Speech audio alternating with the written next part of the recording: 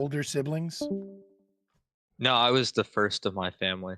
You were the first child and the dog came priority. Okay, Well, cool. because the Right on. dog was the first child, really. Yeah, no, fair point. Yeah, that They is they that is didn't have basically the way it is. my parents didn't have me till like mid-30s. And so like the dog, like when they first moved in together, it was like the dog came first. And they had like a whole thing of clothes and everything. They're like, "Oh my goodness, it's at the end of its legs. You got to see it before it dies, make sure it's okay." And then the dog ended up living till I was like 10 to 11 before they had to put it down. Like So, Damn. so it was Doomer wants to know if you were named after the dog. yeah, so it was called Game Dog and it just kind of carried over, Oh, see, I figured Good Boy, you're Game Boy, so like you I don't want probably to be also called Good Boy, that'd be yeah, kind of weird. Oh, good boy. good game, That would hurt my debate boy. performance. Like I'm gonna have to readjust some things. Right. Can I take a All like right. timeout? So we see your squares spinning there, Razor. So you're almost there. You're making progress. The nope. And No, circle but it gets the is square. it is streaming something though. So at least there's that. Yeah, Do you it's have that your it's virtual trying camera to. on in OBS? I should. Oh, am I crazy? So where it says start streaming, two down from that should say start virtual cam. Yeah. Is that currently highlighted in blue? Or rather, does it say stop virtual camera? Because if it's Wait, am I crazy? I possibly. I mean, there's I'd give you odds. so Yeah. apologies. No, My you're not. uh, You got all the time in the world. We're still waiting for two debaters. So we're still waiting for Grufus and Circa. So, and it's surprising me that Circa is late, considering Considering he was late and had to bail the better- last time. the last You time I better- was going to you say better that, but not yeah, be- thank you, Chief. you better not shocked. consider. Oh, No, if he That- works late, I get it though. Yeah. okay. I do have the virtual camera going. And Source, then you click the cam. gear. Yeah, there you go. You can choose either the camera source or you can choose one of your scenes, which is the way that I do it. So that way you guys can see the clock above my head and the pretty mountains behind me. The hills are Ah, alive okay, there we go. damn. with the sound of Nice. music. Now I can switch it to the actual live scene instead of having it or the actual chatting box. There you go. And you are going live, you said? You are streaming? I am fully live now. I have switched Well, from the then starting let's- Zoom screen. How y'all doing? I'm doing good, buddy. Welcome in. Was All me and right. Grufus were just talking about an hour Almost ago. live. I don't know why he's late. So I don't. He said he had something Mm. come up that he couldn't avoid. That was why he was running a little bit late, but that he would be here. Anime one. So if I have to, Anarcho-capitalists don't believe in clocks. That's why. Clocks If are I a have to- violation of the nap. we'll just go ahead and I'm get this party really- started if he's too much I'm longer. really so. gonna need I'm gonna need Circa to actually go because he's gonna be debating my pet theory. That's like my favorite fucking thing to talk Yeah. about. Well, good. So wait, I used to love social contract theory. I actually like schizoed out and like wrote a big research paper, like almost when I was sick. I was like sick in bed when I got this, and I was like, you know what? I'll take the time. I'm like low-key happy for this debate. You used the I wrong mental used to illness there. love That's not a social schizo thing. contract That's an theory. I autism actually thing. like schizoed out and like. Did I say schizoed out? Yes, you did. Mm, Oh, I no. say that like just for everything. I don't know why. But yeah, Fair, but I mean, like, yeah, you dove deep into a fairly niche bit of theory when you were sick and bored and had nothing to do. Sounds like an autistic special interest to me. probably. No, I got like really into social contract for like 4 years. It's definitely an autism thing. It's a Yeah, I was about to say, tism. whom among us, right? Am I right? Like, all right. So I'm gonna message Circa right now. Thou Goofus told me who he was gonna does be not late, but have the Circa didn't. tism, strike me down.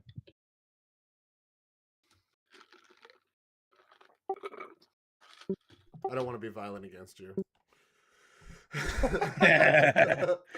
Ooh, against the don't be nap. pre-gaming. I Don't be understand. pre-gaming. Yeah, so I just realized Circa never even responded to my this morning wake-up call. So I hope he's okay, but there's a possibility he may flake out. So I will get somebody on the wings. Welcome in there, Hex. Yeah, so we'll see. Like I said, we've got a couple of volunteers, so and I will actually let him know, at least this volunteer. I will see which of the two volunteers is more prepared to argue. What was it? Social contract theory? Yeah. Mm. Control copy. There you go. I'll take pink today. Oh, you're getting a neck. Oh, that's my bad. Hang on. I It know brings why. out your eyes.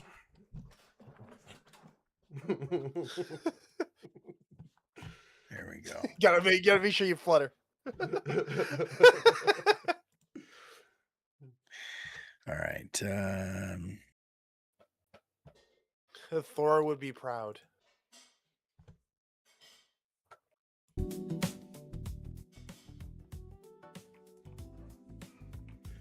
I'm really sad I got invited to a debate and I couldn't make it yesterday because it was so short notice. I already had things going on, but it was Loner Box and Soy Pill. Soy Pill I very much enjoy behind the scenes. We chat a lot in DMs. Really cool dude for being a leftist. And then Grid's hit or miss sometimes in debates. He's a little, but I would have loved to get in there against Loner Box because he's such an asshole to me online. I mean, Lonerbox is an asshole to everyone, online or otherwise. Yeah. If it was a little I don't know less too much asshole to about the Pixie, guy. She wouldn't have cheated on him. You guys. Wow. Okay. You guys say these names, and I feel bad because it's like I don't know any of these people, so I feel like I should. That's though. okay. I mean, Lonerbox is pretty big in the political streaming space. He doesn't do debates that much, though. It's mostly just him. So you know how Destiny is being sued right now in civil court for revenge porn?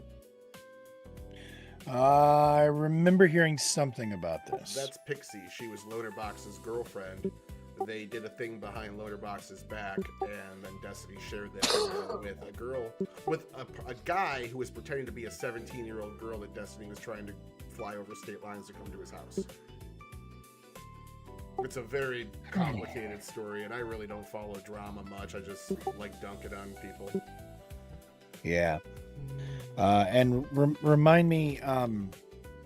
Actually, no, never mind. Don't remind me. Welcome in there, Manic. I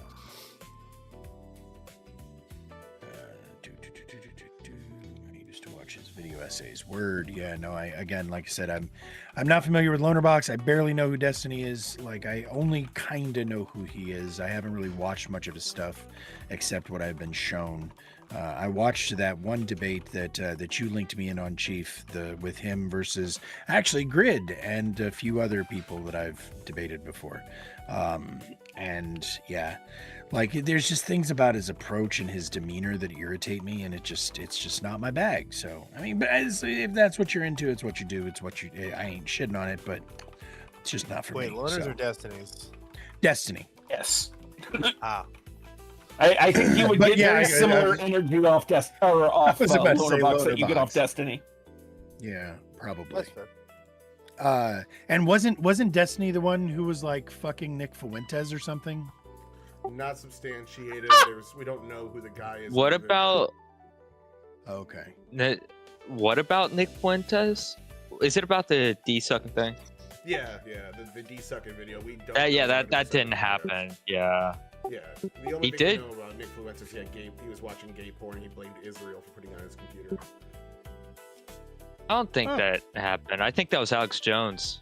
That was Nick Fuentes. And he Wait, didn't blame Israel. Alex right? Jones had the porn and blamed Israel, or Alex Jones put No. the porn on his computer? No, he They had were trans putting- they were porn putting, printed out or something. Oh, it was Alex Jones porn. Oh no, it was his tat. What? Yes. No. Yes, it No, was porn of Alex Jones that Nick Fuentes accused Israel of placing on his computer. Oh, AI. It What was have it you was done? it was chemicals in the systems that was putting porn on his computer. Yeah, the same. It's like the frogs. Anyway, yeah, okay. So again, there's still no answer from Circa. I'm hoping he's okay, and everything is right in his world.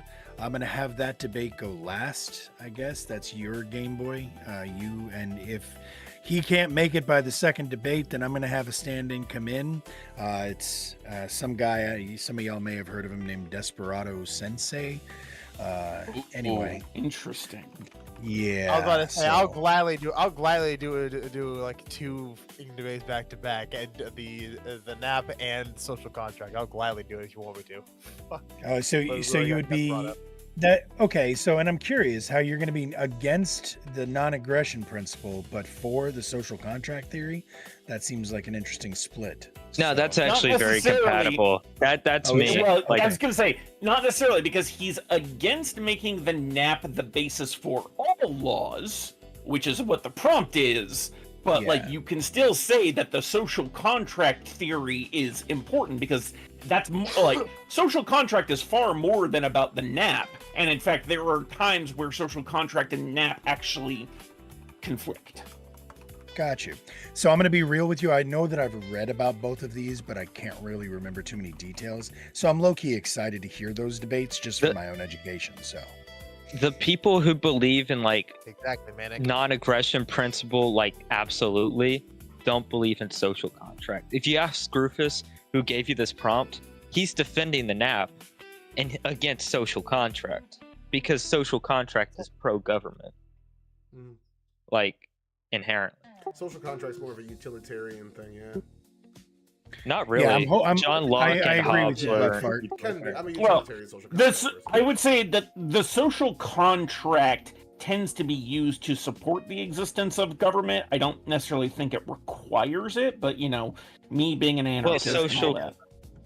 It social We're contracts about to that get we started all in the first agreed to debate. We just form wait for one or two more people to show government up, so out of thanks for stopping voluntary by. agreement someplace in some time, and that the government's power comes from the people.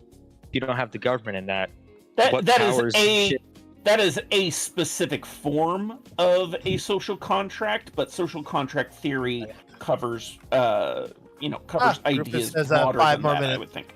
Yep. Yeah, I'll tell you what. I still haven't even seen Circa's light up, so I am under the impression he is not going to make it.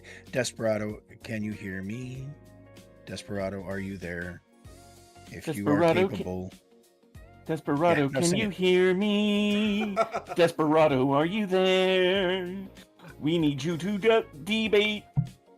Damn it, I didn't have the cadence. Yeah, you did. You For weren't all that, the way there. figured That's out. okay. Oh well. Hold on. You were close enough. Yeah. So Yeah, again, since if you can make it in. since we're waiting, I'm gonna go ahead and read a quote from Winston Churchill. Ooh, great. Love it. A politician needs the ability to foretell what is going to happen tomorrow, next week, next month, and next year, and to have the ability afterwards to explain why it didn't happen. Winston Churchill. Yeah, it sounds I'm about right. sorry. Say that again. Start it again. I checked out. A politician needs the ability to foretell what is going to happen tomorrow, next week, next month, and next year, and to have the ability afterwards to explain why it didn't happen. That is not even close to the best Winston Churchill quote. I like my boozy, I was tight, not, wet, and but- smelly Winston Churchill. I have the Snark. I can find more. I have the entire Snark Bible in all the politics section. You don't even talk about what Winston Churchill said about Boosies. No. Winston Churchill's best quote is, "I may be drunk now, but tomorrow I will be sober and you will still be ugly." I think that's actually in here. Yes. Probably. It's one of his more famous ones. It's so good.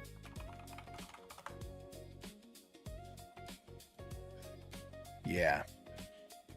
I agree.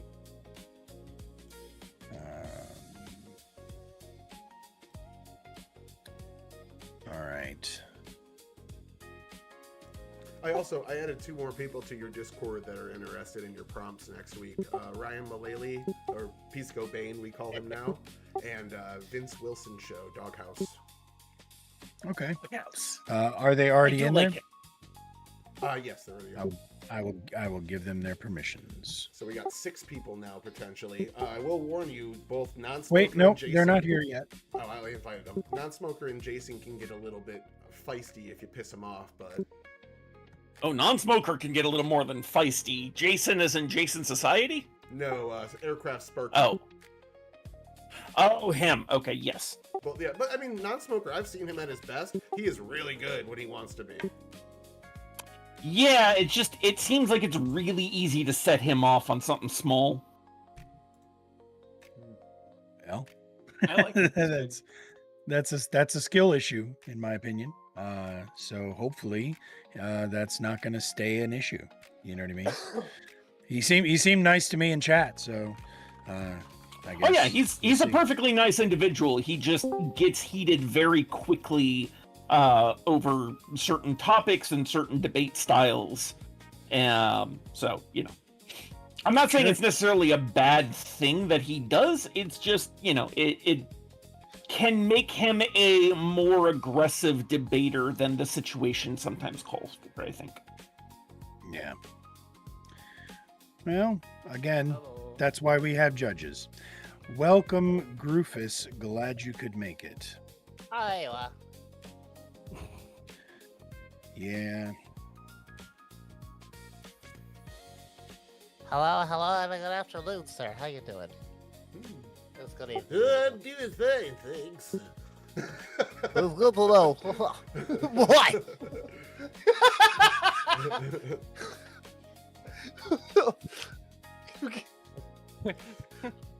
I work in IT. I know that voice. I don't. I don't. I'm confused. Yeah, It's the smartest man of all of good.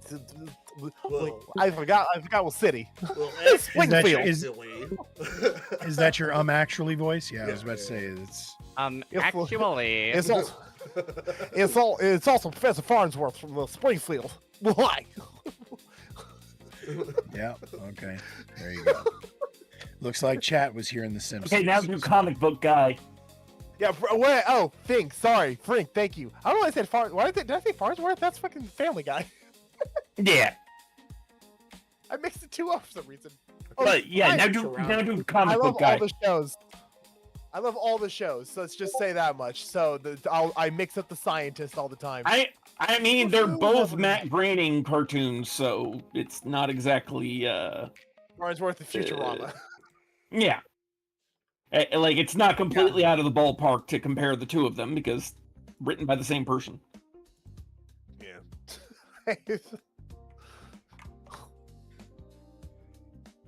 Right, so That's Anthony Miranda's mugshot. The man I he did tried to Matt mug, Groening an character. ultimate fighter. Whatever it is, I'll Yeah, figure it out the from ultimate there. fighter's name is Justin. Okay. Back to serious. Yeah, well, Farnsworth would have been the good news, everybody character. Good news, everyone! I have figured out how to take pills again. So, is my debate partner just not going to pull up my fried? no, you're not fried. I have backups, but I've gotten burnt too many motherfucking times. I have learned how to deal with this. I have a couple of people and it's awesome. And I thank them so much, but I have people who are ready to go on call as backups. I so. can't wait to debate and com. He's got So excited. debaters in the wings. I can't- Yes, I debate can't the follow that. judge. That's going to be an This is interesting outcome for you. I Yeah, think wouldn't be the just first. in general. It's not the first time I've done that either. No, it is. Tyler's Oh, I see. our whole debate is literally doing that. He's debating the judge. Which is funny because the person that won the debate because of the judgment is going Right. to be the judge of this debate. Now, I see. I have a question. Normally, I'm a person who doesn't mind going like 60 to 90 seconds and calling it a day on my intro, but I was wondering if you would grant me a little extra leeway for some preamble. Yeah, whatever.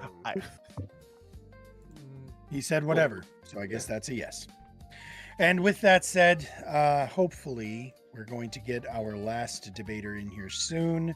I have messaged the so is yeah, I was about to say if your friend is the Vince Wilson show, is that one of your people, Tyler? Yes, that's Dog If you House. would do me a favor and reach out to them and just let them know how this works and that that it's closed until after the debates are over, and then we'll bring anybody who wants to jump in and talk about the conversation at that time. So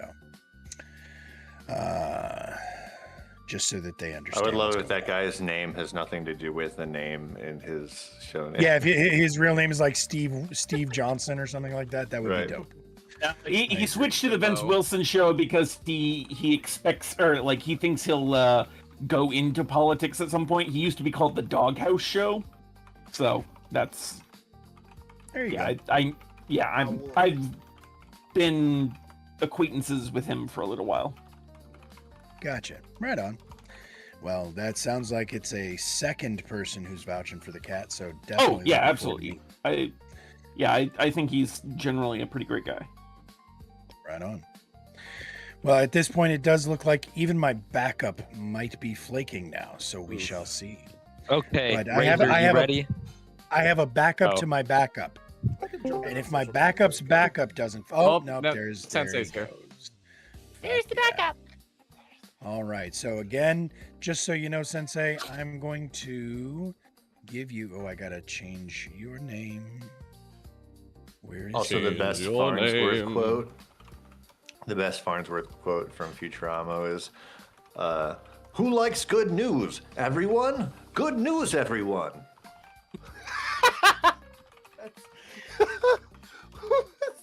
Yeah, You're on sounds like the a Farnsworth app, quote. correct? Game Boy? No, you're on the neck. Okay. Oh fuck! He's got his hat. Good luck, guys. Game over. Oh, that's a different hat that I usually see on him. His arguments does are not as have- broad as his It brim. does not have a curved brim that I'm used to I seeing. need my Well, this one requires a little animal cruelty, so just a Oh, little I bit of see. beaver. That judges. He called You me said an animal. so many jokes. Ad up, hom, buddy. ad hom, ad hom. Kick him out. Kick him out. I've been brutal Yeah. to a beaver or two in my life. All right, so real quick, You gotta is decorate anybody that else cubicle. streaming? Yeah, I do. Castle, are you with us, sir?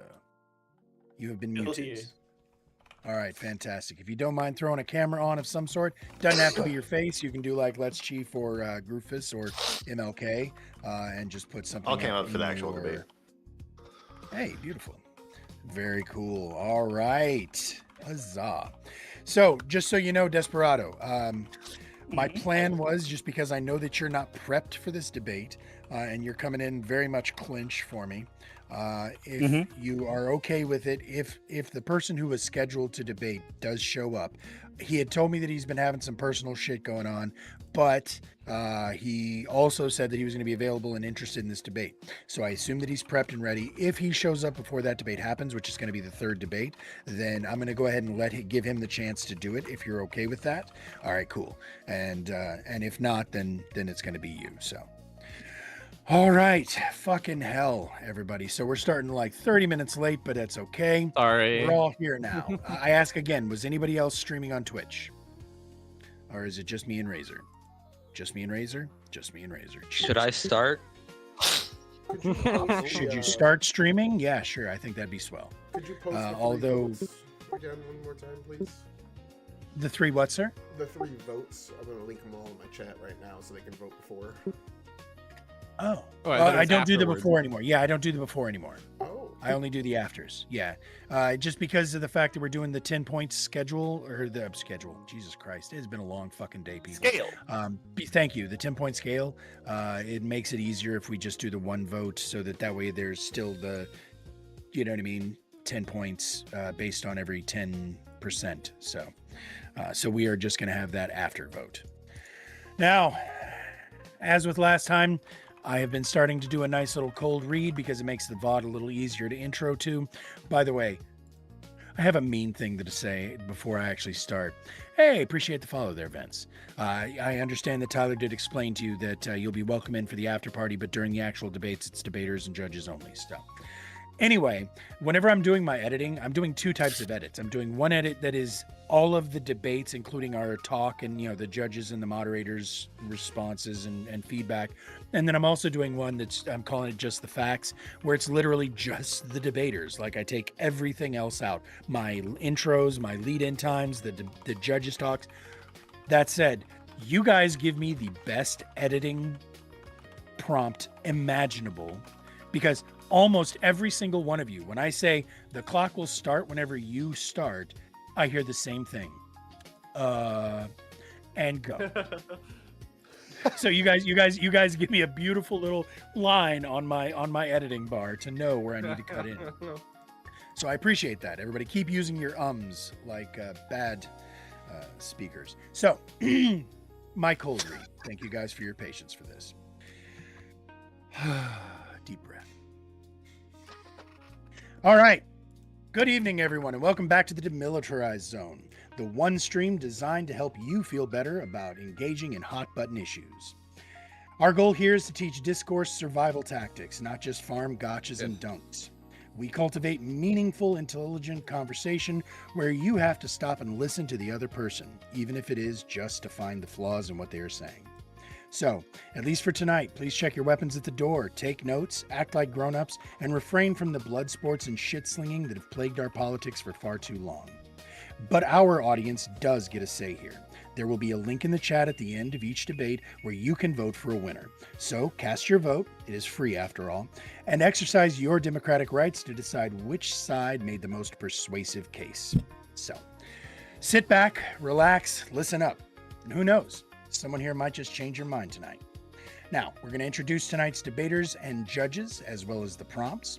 Tonight, we will have 3 debates, starting out with the non-aggression principle should form the basis of all flaws.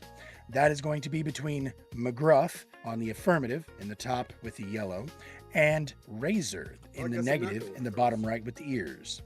Our second debate is going to be property damage qualifies as violence even without threat to human safety. That one's going to be a spicy grudge match, everybody, between average debate enjoyer in the top left corner, aka Tyler, and Let's Chief down in bottom center on the negative side. And then finally, is the social contract theory valid? That is going to be between Game Boy on the negative in the bottom, and probably Desperado Sensei, the cat in the cool hat, in the top center. Although we might have somebody who comes in later. They're running late. We'll see. Now, with that said, our format is a little different from other people's. We actually have timed sections. The way this is going to work is the affirmative is going to get 3 minutes to open, then the negative is going to get 2 minutes to ask them questions. Then the negative is going to get 3 minutes to open, and the affirmative gets 2 minutes to ask questions. Then I'm going to put 10 minutes on the clock for the two of them to just go at it as they see fit. During that time, if the judges have any questions that they want posed to the debaters, or if I have any myself, we will be messaging me directly. I won't message myself, don't worry. And after the open conversation aspect, I will then ask those questions to the debaters. They will then have 3 minutes apiece to go through their closing arguments, and I do reserve the right to add a little bit more time if in that 10 minutes the debaters are really cooking and I want to hear more. But With that said, the judges will weigh on a 10-point scale, which is to say they have a total of 10 points to distribute across the two debaters. I will have the audience vote, which will also go on a 10-point scale. So we're going to round based on the percentages. So it costs nothing to vote. I highly recommend you guys vote. Now, our first debate, we are going to go with Doink. Let me go ahead and put this up here. Control copy, because I wasn't sure which order they were going to happen in, to be honest with you. Prompt. And boom. Boom. All right. Save. And look at that. It's all easy and quick. I'm getting fucking better at this, kids. Not just the jankiest stream on this on the yes, and that is our Discord. For those of you who do not know, there is going to be an after party as well. So stick around for that. That'll happen after the debates are complete. That's where we get to go through and argue the points that weren't made during the debates. So anyway, without further ado, our first debate. The non-aggression principle should form the basis of all laws. Now, we had our two debaters are McGruff in the AF and Razor OG in the neg. McGruff on the AF. Good Lord Almighty. All right, McGruff, are you ready for your opening? Yes, I am. Good stuff. 3 minutes is on the clock. The clock will start when you start talking. Picture this. Some people get to punch you in the face, steal your wallet, and call it public policy. If you or I do the same thing, we go to jail. That's the Emperor strutting around butt naked and everyone too scared to laugh. The non-aggression principle, the NAP, is the honest kid in the crowd who yells, "Dude, the Emperor has no clothes." In plain English, don't hit people, don't take their stuff. Let's define the NAP clearly. Aggression means initiating force, fraud, or coercion against another person's body or legitimately acquired property. The NAP says, laws should only prohibit aggression and allow defensive force in response. Everything else, voluntary agreements, contracts, charity, markets, should be free from force. The alternative? Yeah, but the government should be allowed to hit people and take their stuff for the children. That's not philosophy, that's theft with a hall pass and a pension. Taxes, theft with paperwork. Conscription, kidnapping with a draft card. Regulations that force people to do something, coercion with extra steps. The NAP doesn't give special immunity people in suits. And the NAP is not the entire law book, it is a constitution, so to speak. Congress can write thousands of rules on traffic, contracts, whatever, so long as they don't violate the Constitution.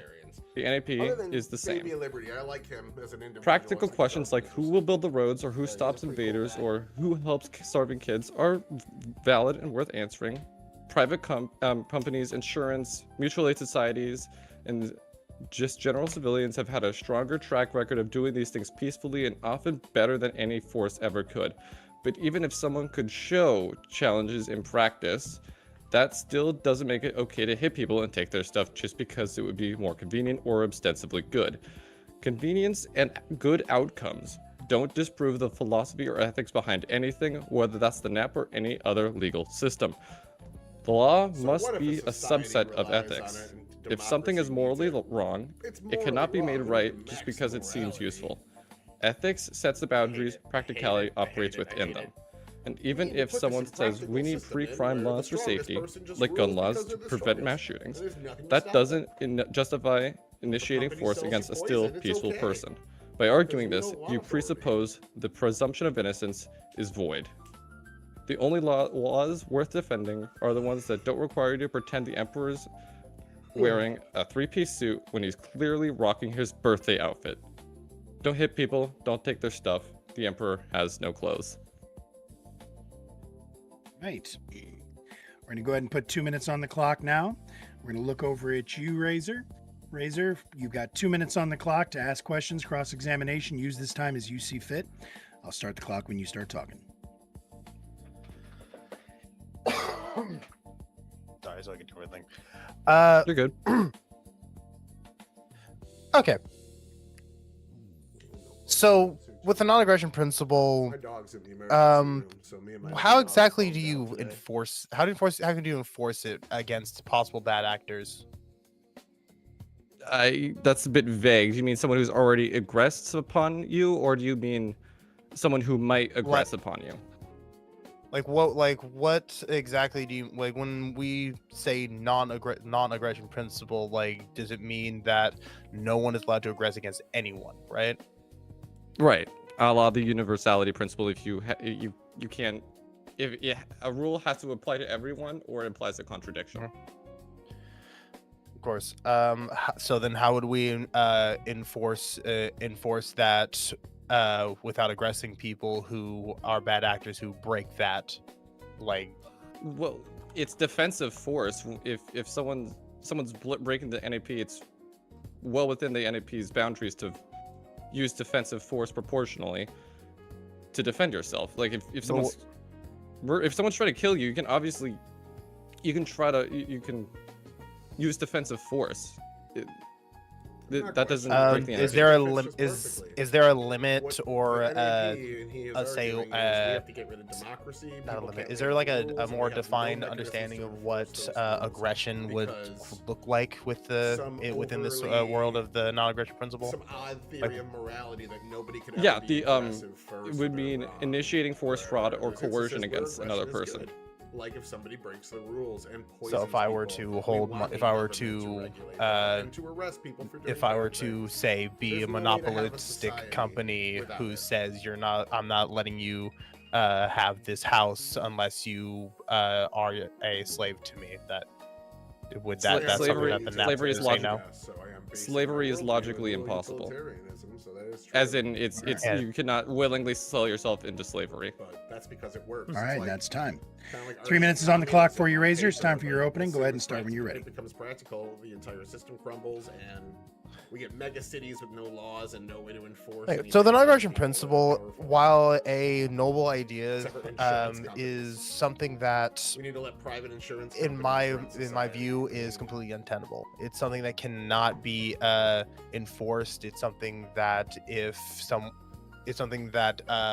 if you have a bad actor or a group of bad actors, like say a company with a CEO and all of his friends, they could easily skirt around a lot of the non-aggression principle by saying, I'm not technically aggressing. I'm letting people choose to work for me for pennies because they need the money.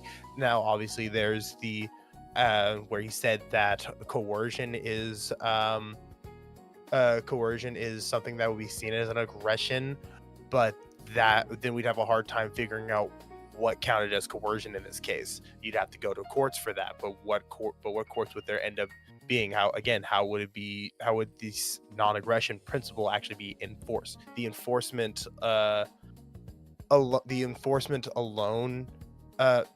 idea alone seems to be something that breaks the non-aggression principle immediately, because in order to keep it up and keep people from screwing with everyone, you have to have some form of aggression to keep people in line, make sure that they don't aggress upon others, even if it's in a more of a preemptive way instead of a defensive way. It's like how we have multiple laws today, many of them broken recently, that are supposed to be in place to make sure that companies can't just fucking take everything in the name you can't just take everything. God, I want to say this word correctly. I don't know if I'd be able to talk any further without getting a nice back and forth, so I will cut my intro a little bit shorter. I need to be able to word this better. Well, in that case, we're going to go ahead and put 2 minutes on the clock for you now, Groofus. Go ahead and cross-examine as you see fit. Control the time as you like. All right, so just some quick yes or no questions. Are you currently arguing your position right now using your own body and your own voice without forcing me to shut up, or without forcing you to speak or shut up? Can you re-ask No, that? Because I'm. Yeah, sorry. That I phrased that badly. Are you arguing your position right now using your own body and your own voice without me forcing you to speak or shut up? There's no trick in this question. So to make the case against the NAP, you must be in control of your own body and not have anyone initiate force against you to stop you from talking, right? Yes. So if we were next to each other, if I tried to punch you, gag you, or drag you off where we were talking to silence your argument, would that be wrong?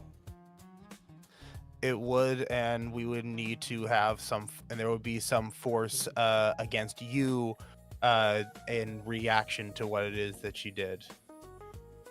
So you're telling me that in order to argue against don't hit people and don't take their stuff, you have to assume that no one can hit you or take your stuff while you're doing that? No, I would have to assume that there's a sovereign above all of us that makes sure that we all stay in line and don't hurt each other for our own selfish needs and wants. So you have to assume that, or you can't. Why are you arguing? Why are we here together? You have to assume that no one can hit you or take your stuff or stop you from arguing because I was raised in a situation where I was raised in a country that has laws that make it where if you do it, you will get in trouble and I will get paid because you decided to aggress against me. 10 minutes is on the clock. You guys go ahead and just roll straight into your conversation. Hola, mi madre. Right, so we should be... Right, so if... How do I phrase this? I'm having the same issue as you. I'm trying to figure out how to phrase it. Right.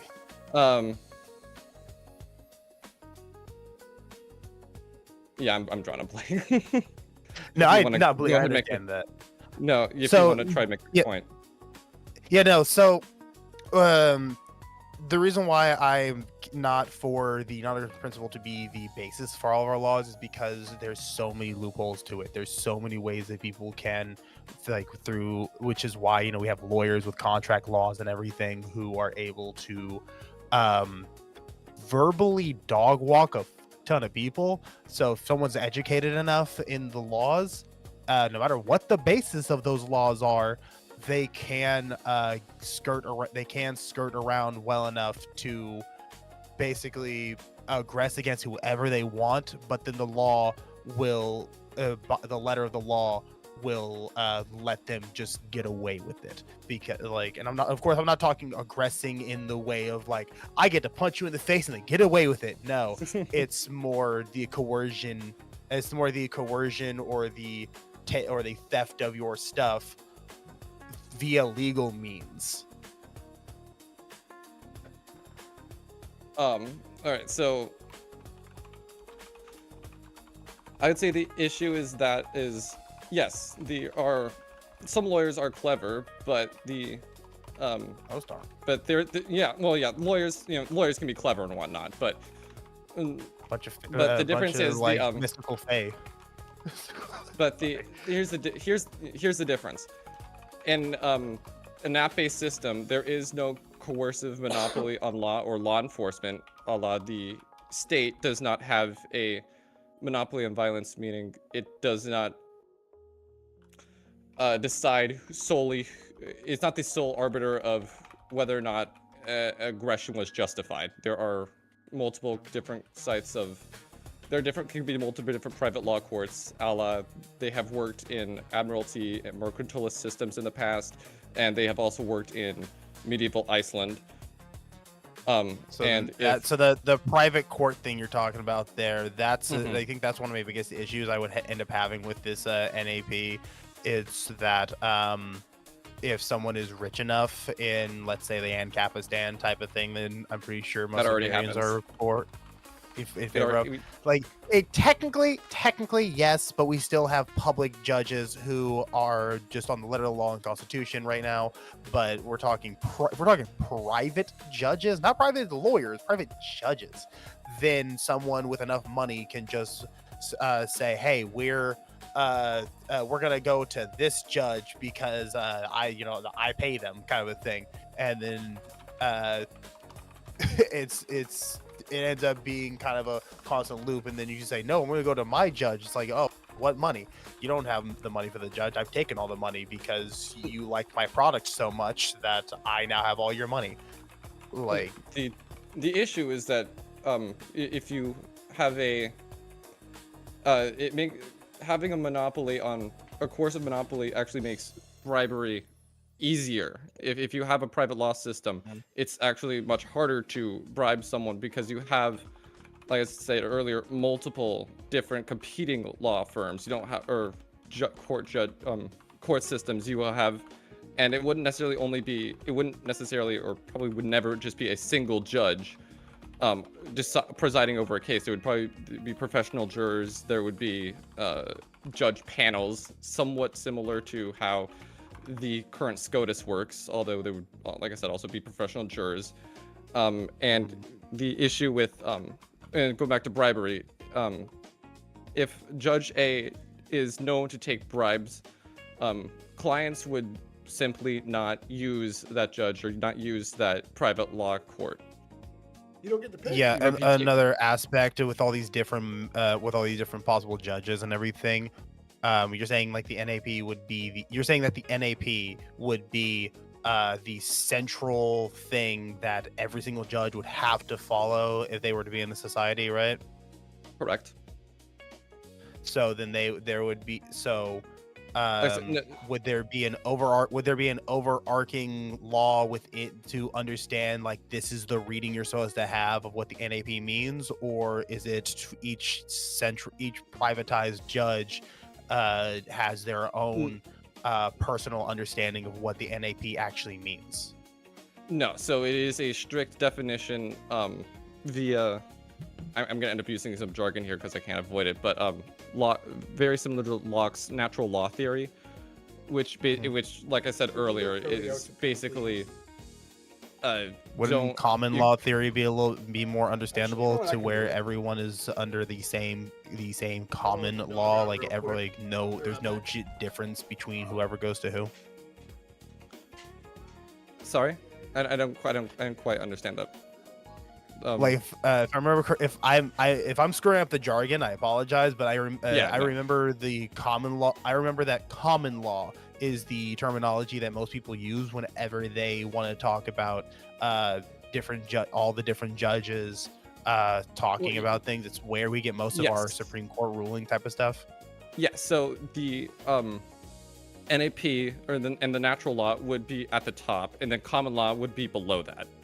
It's like I said earlier, the NAP works like the U.S. Constitution. After the NAP, you can build off of it, and you can have individual. So you're saying the NAP would be the foundation, and the common law would be how they're supposed to read it. Yes, and there would be yes and no. There would be individual covenant communities, so to speak, where you can where there are additional rules where everyone agrees via signing an actual contract, not the social contract theory. And if you violate them, while you weren't aggressing upon someone, you haven't violated the NAP, you would still be punished via social ostracization. A lot like, sorry, I just want to finish this point really quick. A lot like how in academia, if you don't cite your sources, you weren't taken seriously and you were shunned, is very much into that same aspect in regard.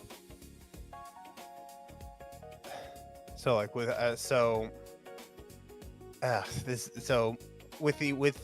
again, like a lot of this just wouldn't. I don't feel like it would end up working, because if we're talking, if you said like it would be in different areas would have different understandings of certain laws, this would end up limiting way too many people in terms of like where they can and can't go. One of the biggest reasons why we have the U.S. Constitution and the laws that we do have, with the federal government being the overarching, I forget which amendment it is. I can't remember if it was like the 13th describe or it. the 15th.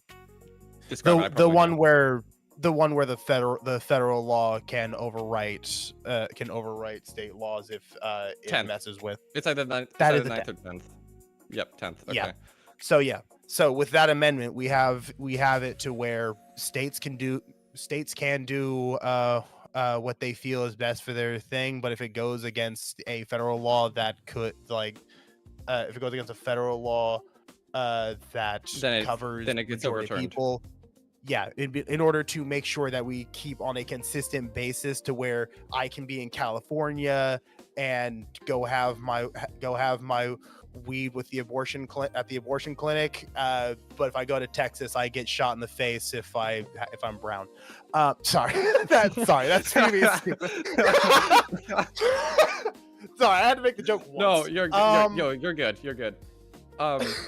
So, but no, so I understand the criticism, and the issue I would have is that are you trying to say that it wouldn't work because it's too decentralized? Oh, hi, Sirka. It's so decentralized. It's so decentralized that it would be very much I live 500 person village, and they have one way of reading the nap, and then I would go 5 to 10 blocks over to the next 500 person village, where they have a completely different understanding of what the hell that means. And I could get screwed over because I had a ruling in one area that said that I can do X thing, but then if I go to this new town and say, hey, these people said I could do it this way, yeah, we do it different here. That's what ends up happening on a grand scale. I would say that's actually I'm gonna flip on the heads. I think that's actually the strength of. I would say that's one of the strengths of a strict NAP society. If you can have people who all peacefully coexist in a society, in the world. You have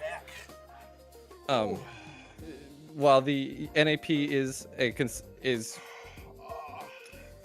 I'm gonna go ahead and try to restart that because that was bad phrasing. The NAP is a universal consistency. No one may initiate force against peaceful people. They were the ones that had the dogs there, saw us chatting with them and whatnot. But everything else, When we were sick, so I had to come noise back. rules, They live noise rules, upstairs on build the- codes, etc. so we'll see They about can that. vary because it's built on top of voluntary agreements. Yeah, sure, they're cool. The Nice, they look like hippies. Maybe when I can get my I would say the state is the real source of any sort of inconsistency, because federal, like you said earlier, federal laws and local laws contradict each other. The different states have vastly Yeah, but different that's gun usually laws. that's usually in order to keep some consistency among people who are traveling state to state, because people don't want to just be stuck in one town or one city or one state their entire life. They want to be able to travel the world. They want to be able to travel their own damn country. So you need a overarching law that lets people travel wherever they wish without risk of their civil rights or their rights in general just being at the whim of whatever judge was having a cranky Tuesday and decided, I don't want that. This is what NAP means now.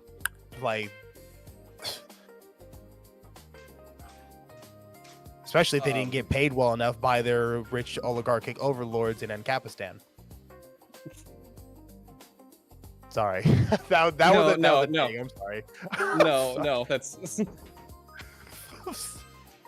and he's basically saying that there wouldn't be consistency because judges can either be bribed or have a bad day, basically. It would be too easy. The bribes would be easier than it is with even what we currently have with the federal government. Yes, currently right now, federal judges are being bribed, and we aren't prosecuting them like we should. But at least there's checks and balances with what we currently have to get them. We just have to have people who are willing to enact those checks and balances. That's the biggest flaw we have right now, is that people aren't doing that. But with the NAP, it's impossible. It's impossible to do that. Those checks and balances would not actually exist, because although I love the idea of my fellow man and my fellow human all having the idea of I want what's best for my next fellow man next to me. There's currently people out there who are saying they would willingly let their sons or daughters be fucking gunned down by the military because they say that humans should have human rights. I don't see humans as being able to be together. Can I respond to that really quickly? Because we only have a few seconds left.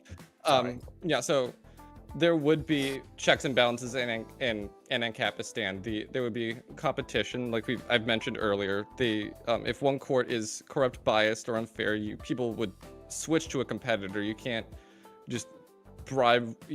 If one judge or one's business is found out to be corrupt, you can switch. People who can just switch to a different, whatever you want to call it, a different business. There's also reputation. Like I said, also there's social ostracism, and ruling and contracts are. This is going a bit beyond your criticism, but I want to mention this anyways. Contracts, rulings, rulings of contracts are enforced defensively and only against proven prior aggressors by competing agency. If a public personal defense agency, which is basically the cops, overreaches, no other agency would cooperate. And decentralization ends up having multiple layers. You can have overlapping systems, one for courts, one for contracts, another for torts, a third for disputes between communities, etc. So I'm going to go ahead and jump on in there now. We do have a question from each of the judges. No, actually, we have one judge who's asked a question from each of you. So that said, if the other judge does have any questions, go ahead and throw those at me when you get a chance. But I'm going to start with Groofus. All right. So Groofus, in your system, who verifies the judges in question are placing the non-aggression principle over any other consideration in their judgments?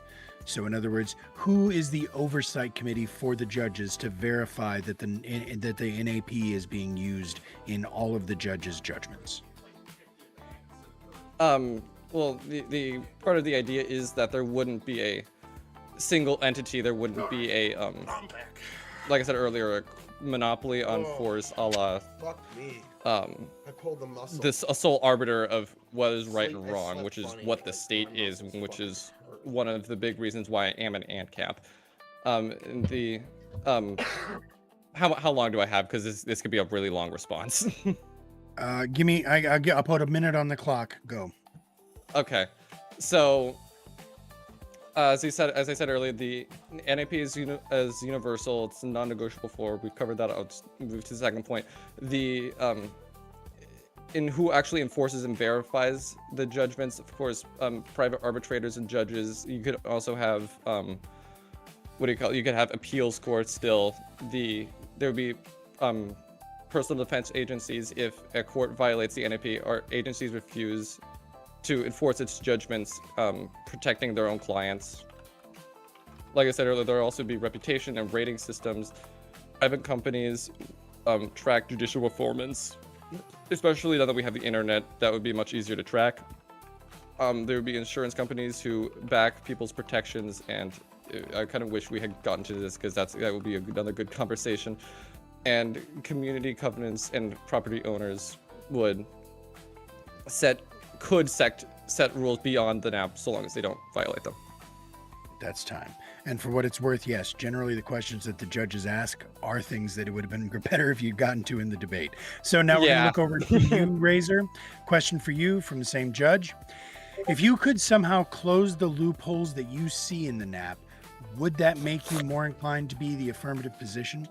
So in other words, the problems and the flaws that you have outlined in the non-aggression principle, do you believe that if you could find a way to close those, you would be inclined to agree? And same minutes on the clock for you. I would have to say no still, because while the loopholes and everything are a big issue, it's also the fact that it's too much of a pie in the sky belief that every single human would choose to do the right thing at all times. they would choose to be charitable. They would choose to be wonderful towards their neighbor, regardless of what they look like, as we've seen in history and right now and currently with the current administration and the people who still support this fuck. There's way too many people who are willing to say that they would kill their own children because they disagree slightly on certain policies or they disagree on who deserves human rights. So the NAP is, while a noble idea, is, even if there was no loopholes, is still putting too much faith in our fellow man to keep themselves from genociding each other. And that's time.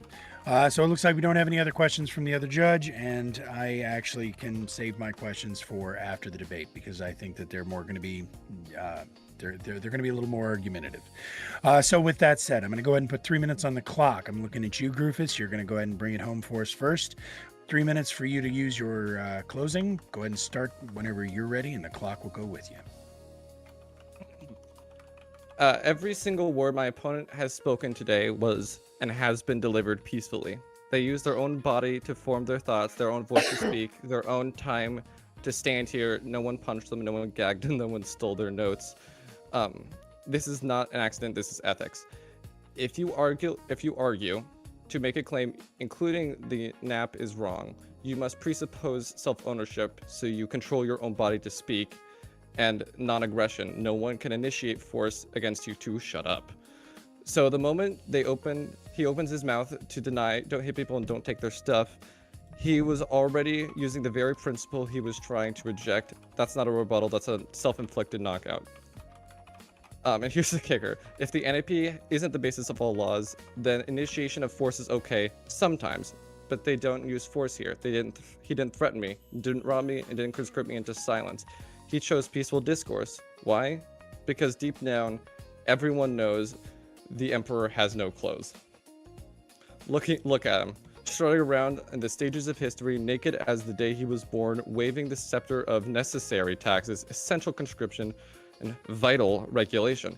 Everyone's been too polite to say it.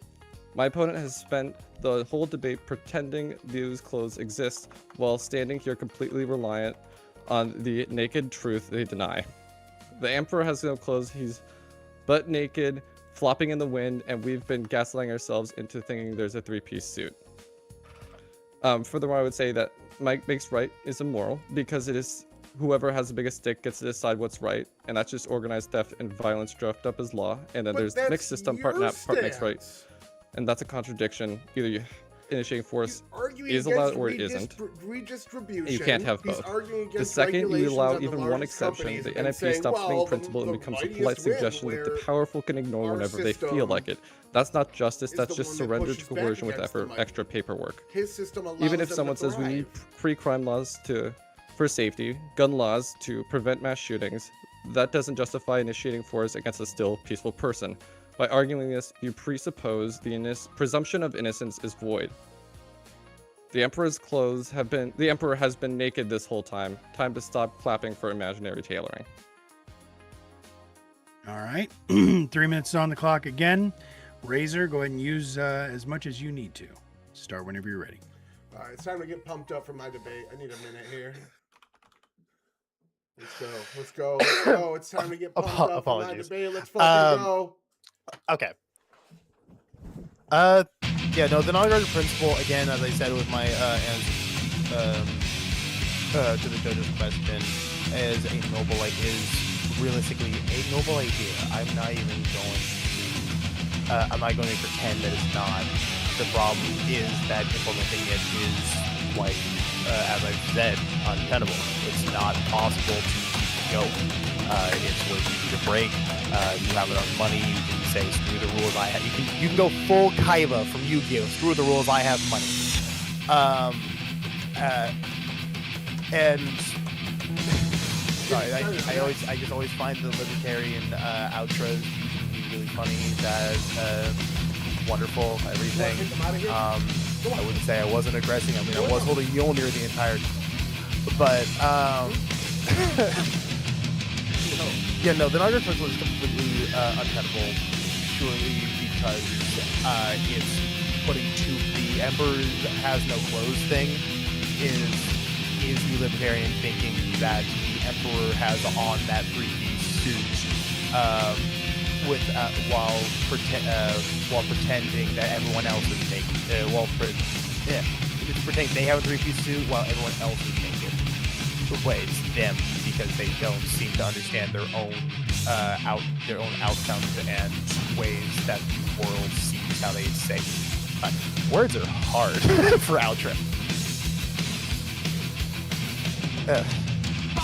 Just it's impossible because human nature and the way that humans are over generation, over history, and how we like to get around loopholes to always make everything harder for everyone.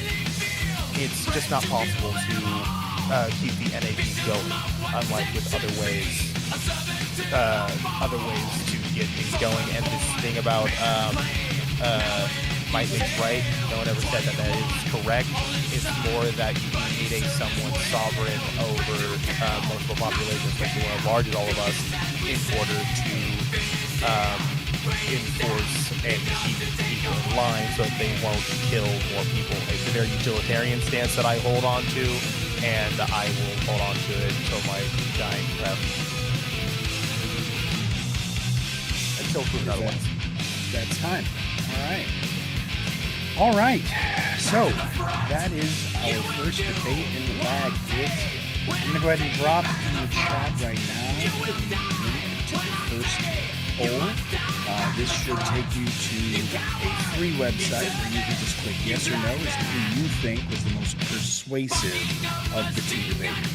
Not necessarily which position you inherently agree with, not which one you think has the prettier neon hues, but which one you think put in the best performance this evening. So, that said, for those of you who are streaming on other platforms, feel free to go ahead and grab that from the chat, slap it into your chat, and see if you can get some votes from them as well. But while we're waiting for those votes to get tallied, I'm looking over at my judges. This one's going to be all you guys. Ancom, alphabetically, you're first. You ready to go? Yeah. So my decision, I think, is going to be fairly short here. I personally think Razor brought up enough problems with the ideas that Rufus was putting forward that I don't think he had solid answers to. So I'm going to give it to Razor 7-3. 7-3. All right. Well, yeah, I know. All right. Now we're going to go ahead and go. That was pretty quick and pretty easy, pretty painless. Castle, looking at you, sir. Ready to render judgment? Yeah, this one was kind of tough. I feel like Rufus had a good intro, and also the program. I understood that edged out Razor a little bit too, but I kind of agree with that. During the body of it, I just felt like a lot of the tough things to argue against, and I think for Rufus at least, a lot of the moral arguments, I think that was strong. So like you bring that back up and kind of push that against back and forth. So I got a little closer. I said that we wanted to 6-1. I would have honestly probably had a 5-5, but I don't want to be that. You don't want to be that guy? Yeah, so I'll give it 6-4. But I thought that, the weakness of the drone outro from Razor almost cost him. I just think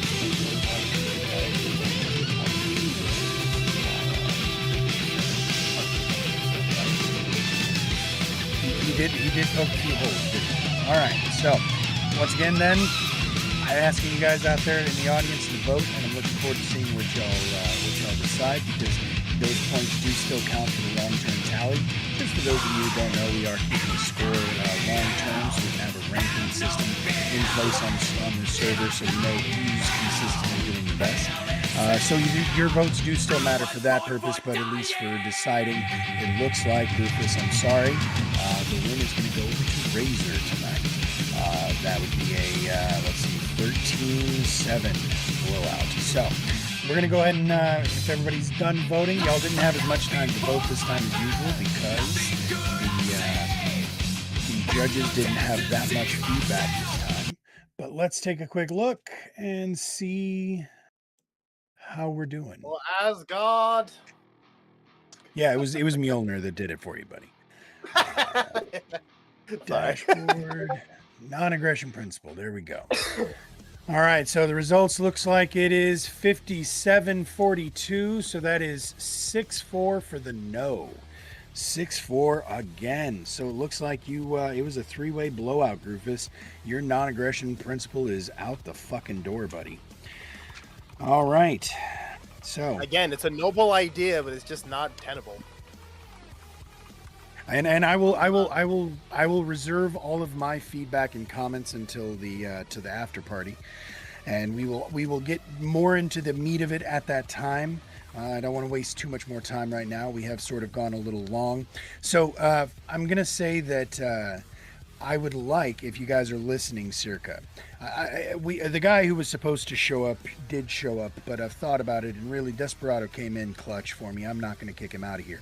So we have another guy down there in the other chat. No. 2-on-1. I could do it. Circa and this Vince Wilson guy, if they can find themselves some sort of a improv prompt that they can debate, I will give them a short form, like a 10-minute total debate after the main debates are over, to kick off the open panel after party.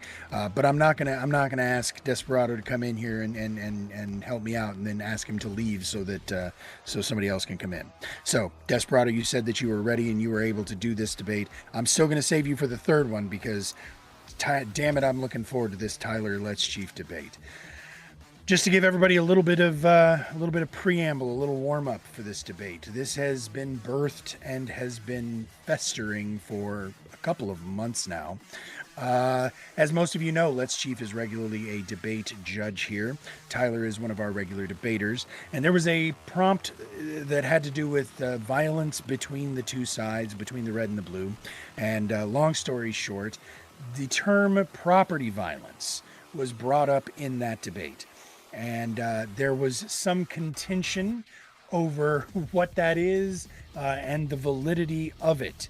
So I am not sure exactly how this debate is going to go. I have asked both debaters to do their best to not just make this a boring-ass definitional semantic argument, but they might just do that. But do understand, there is a little bit of spice here and there is a little bit of bad blood. So hopefully they're going to be able to keep it all good faith, and we're going to be able to keep this above board.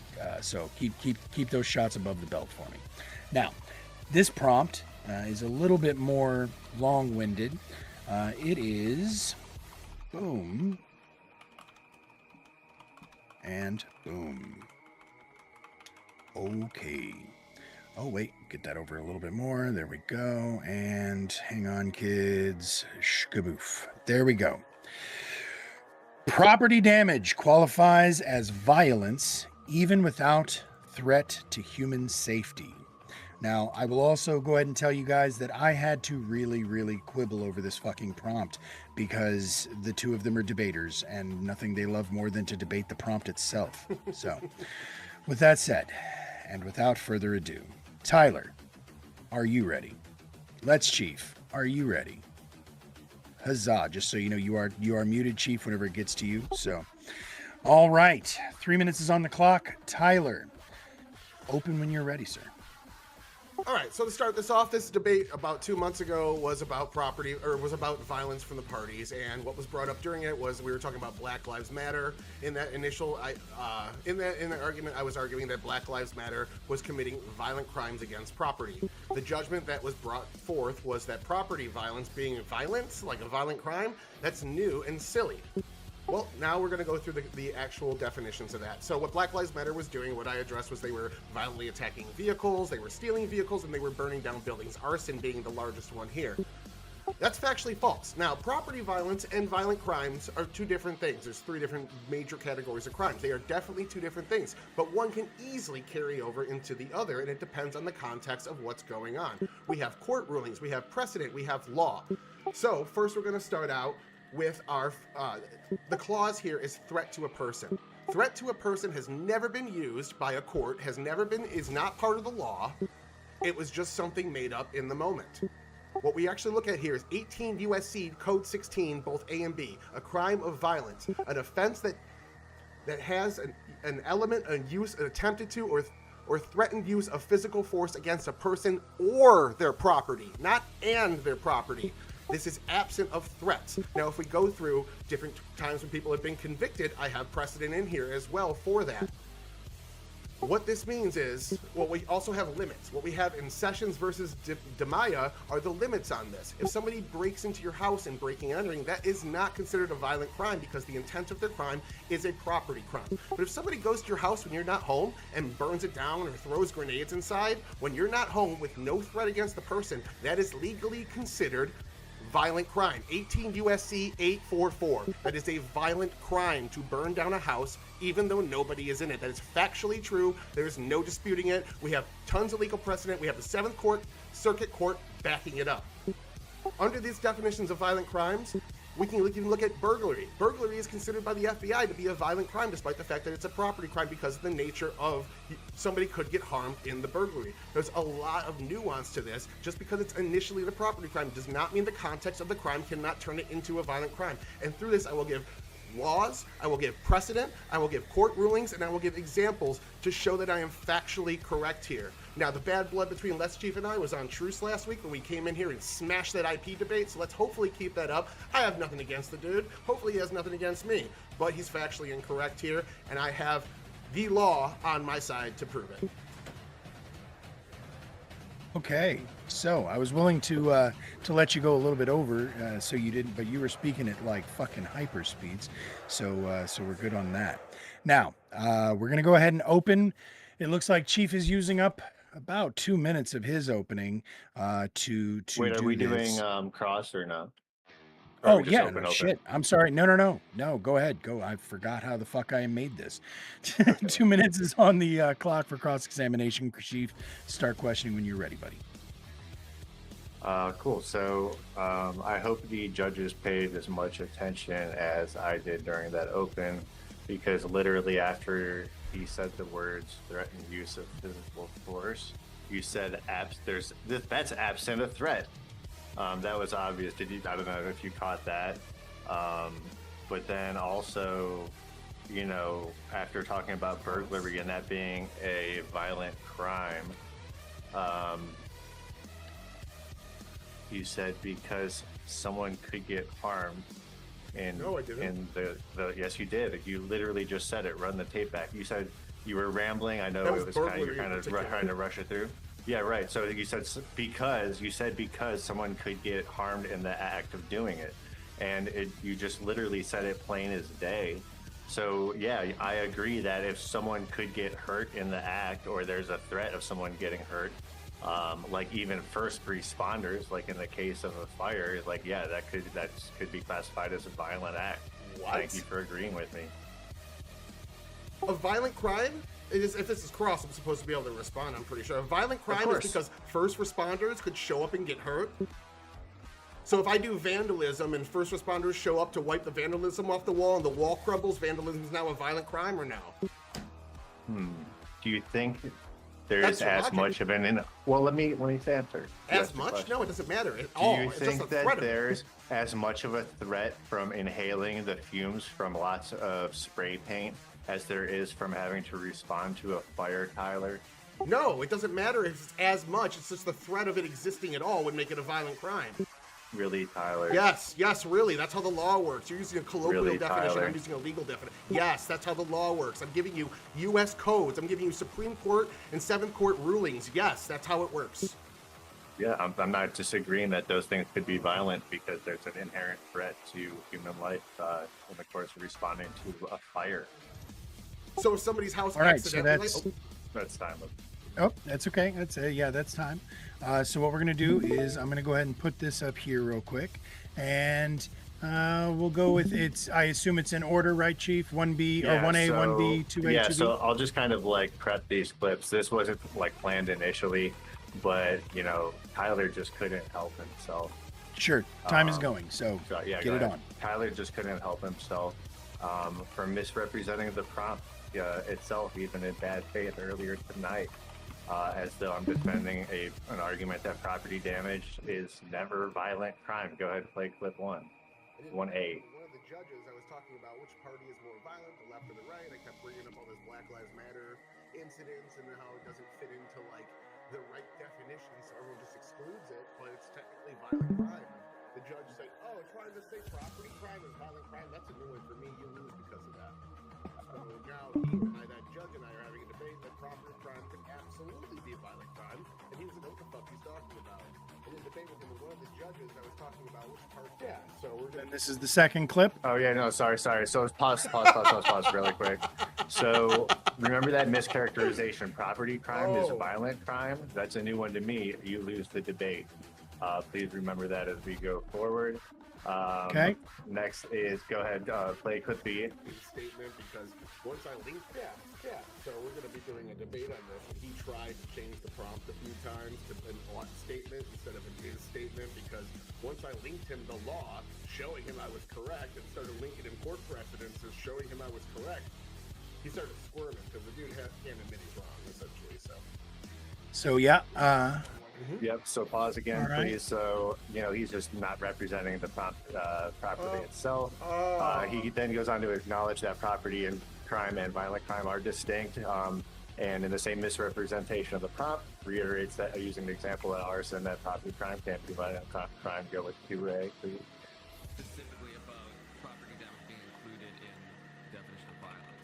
Not generally, but it can be. Property. That's exactly what I said. Crime are two separate things in terms of categories, but there's a lot of carryover and depends on the specifics. If I can go burn down a building that's empty, it falls under. Let me find it. It is 18 USC 844I, and burning down a building with fire or explosives is a property crime. It's also Yes! a violent crime. So property crime can be violent crime. And his argument is it has to include the threat against a person in order for a property crime to be a violent crime. And you can let the next one let it play into the next one. Go ahead. He actually agrees with the host here, who actually says that when it comes to threatening a human life, that does seem like it's characterized different. Go ahead. That someone could be harmed, right? Which would be the same thing as the arson thing, right? You do an explosion, you do an arson, I would think those are kind of treated in a similar way, in the sense that even if no one was harmed and maybe the building was empty, did you know that for sure? Do you know the fire couldn't have possibly spread? Do you know the explosion radius? Like, there's a bunch of things that could have happened in these cases. I'm assuming that's why that's treated differently than like breaking a building and like by throwing a rock through a window, right? Because it's an inherently dangerous act to light something on fire or like explode something. So throwing a rock through the window, like happens in a lot of riots, seems like it's. So we're going to go ahead and call differently. time there.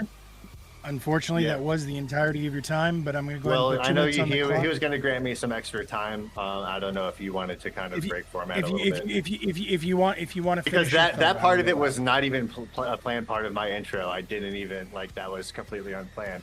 But I didn't think that Tyler would just nod along and lose the debate right before we came on stream. Oh yeah. But, So I feel like his words there kind of spoke for him, and you were able to narrate as you were going along. You guys will get into more of the meat once you get to the meat. But I'm going to give 2 minutes on the clock for the cross-examination here, Tyler. And I guess this is your opportunity to sort of respond and defend yourself and articulate that. So thank you for posting my W's. That lines up with pretty much my entire introduction that you just posted. But I'm going to quote what you said on the stream. Back to Tyler. Property violence. That's a new one for me. I like how you tried to make that work, but in the end, it's just silly. Is that not what you said? Exact words verbatim?